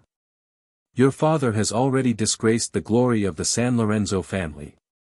I didn't expect you to be the same kind of person. Sooner or later, the prestige of the royal family will be completely destroyed by you and your father. No. I can't allow such a thing to happen." Prince Rhy's eyes revealed an undisguised killing intent as he continued. "Harrison, I'll give you one last chance. Die despicably or live honorably. Choose for yourself." Prince Harrison felt the hand on his shoulder clench tighter and tighter, as if it was going to crush his body. This young prince was facing a choice between life and death for the first time. And he never expected that the person who would force him into a corner would be his own uncle. Something in his heart seemed to crumble and shatter at this moment. Prince Harrison suddenly thought of something his mother, Empress Medela, had said to him. A king is destined to be lonely, and also destined to be surrounded by lies and betrayals. Even your closest kin might not be trustworthy. You can only rely on yourself. Prince Harrison had always felt that his mother's words were a little too frightening, but now, facing his murderous uncle, he suddenly came to a realization. Yes, uncle. You were framed. Prince Harrison used all his strength to growl. Prince Rhy's expression softened, but he still continued to ask, who framed me? It was father and mother. How did they frame you? I really don't know. I just happened to overhear a few words of their conversation and guessed that you were innocent. As for how they framed you, I really don't know. Prince Rhy stared into Prince Harrison's eyes. After a while, he seemed to have finally confirmed that Prince Harrison was not lying. Then, are you willing to share what you know with the public? Prince Harrison hesitated for a moment, but then gritted his teeth and nodded. Only then did Prince Lacy retract his fierce aura and smile, very good. That was what a righteous San Lorenzo should do. I will contact His Holiness to arrange a hearing. At that time, you. At this point, Prince Rhy suddenly paused. This was because he had sensed an intense wave of holy light erupting nearby. In a moment of desperation, Prince Rhy immediately threw Prince Harrison aside and disappeared from the room in a flash. Prince Harrison collapsed onto the ground, panting heavily. He couldn't muster any strength at all. After a long while, he finally struggled to get up, found a pen and paper, and quickly wrote a letter with trembling hands. Men. A maid pushed the door open and entered. Your Highness, what orders do you have? Prince Harrison handed the letter over and said, send this letter to Imperial Dragon City immediately. Yes. The maid nodded, but after seeing Prince Harrison's sorry state, she carefully asked, Your Highness, do you need me to prepare a new set of clothes for you? Yes.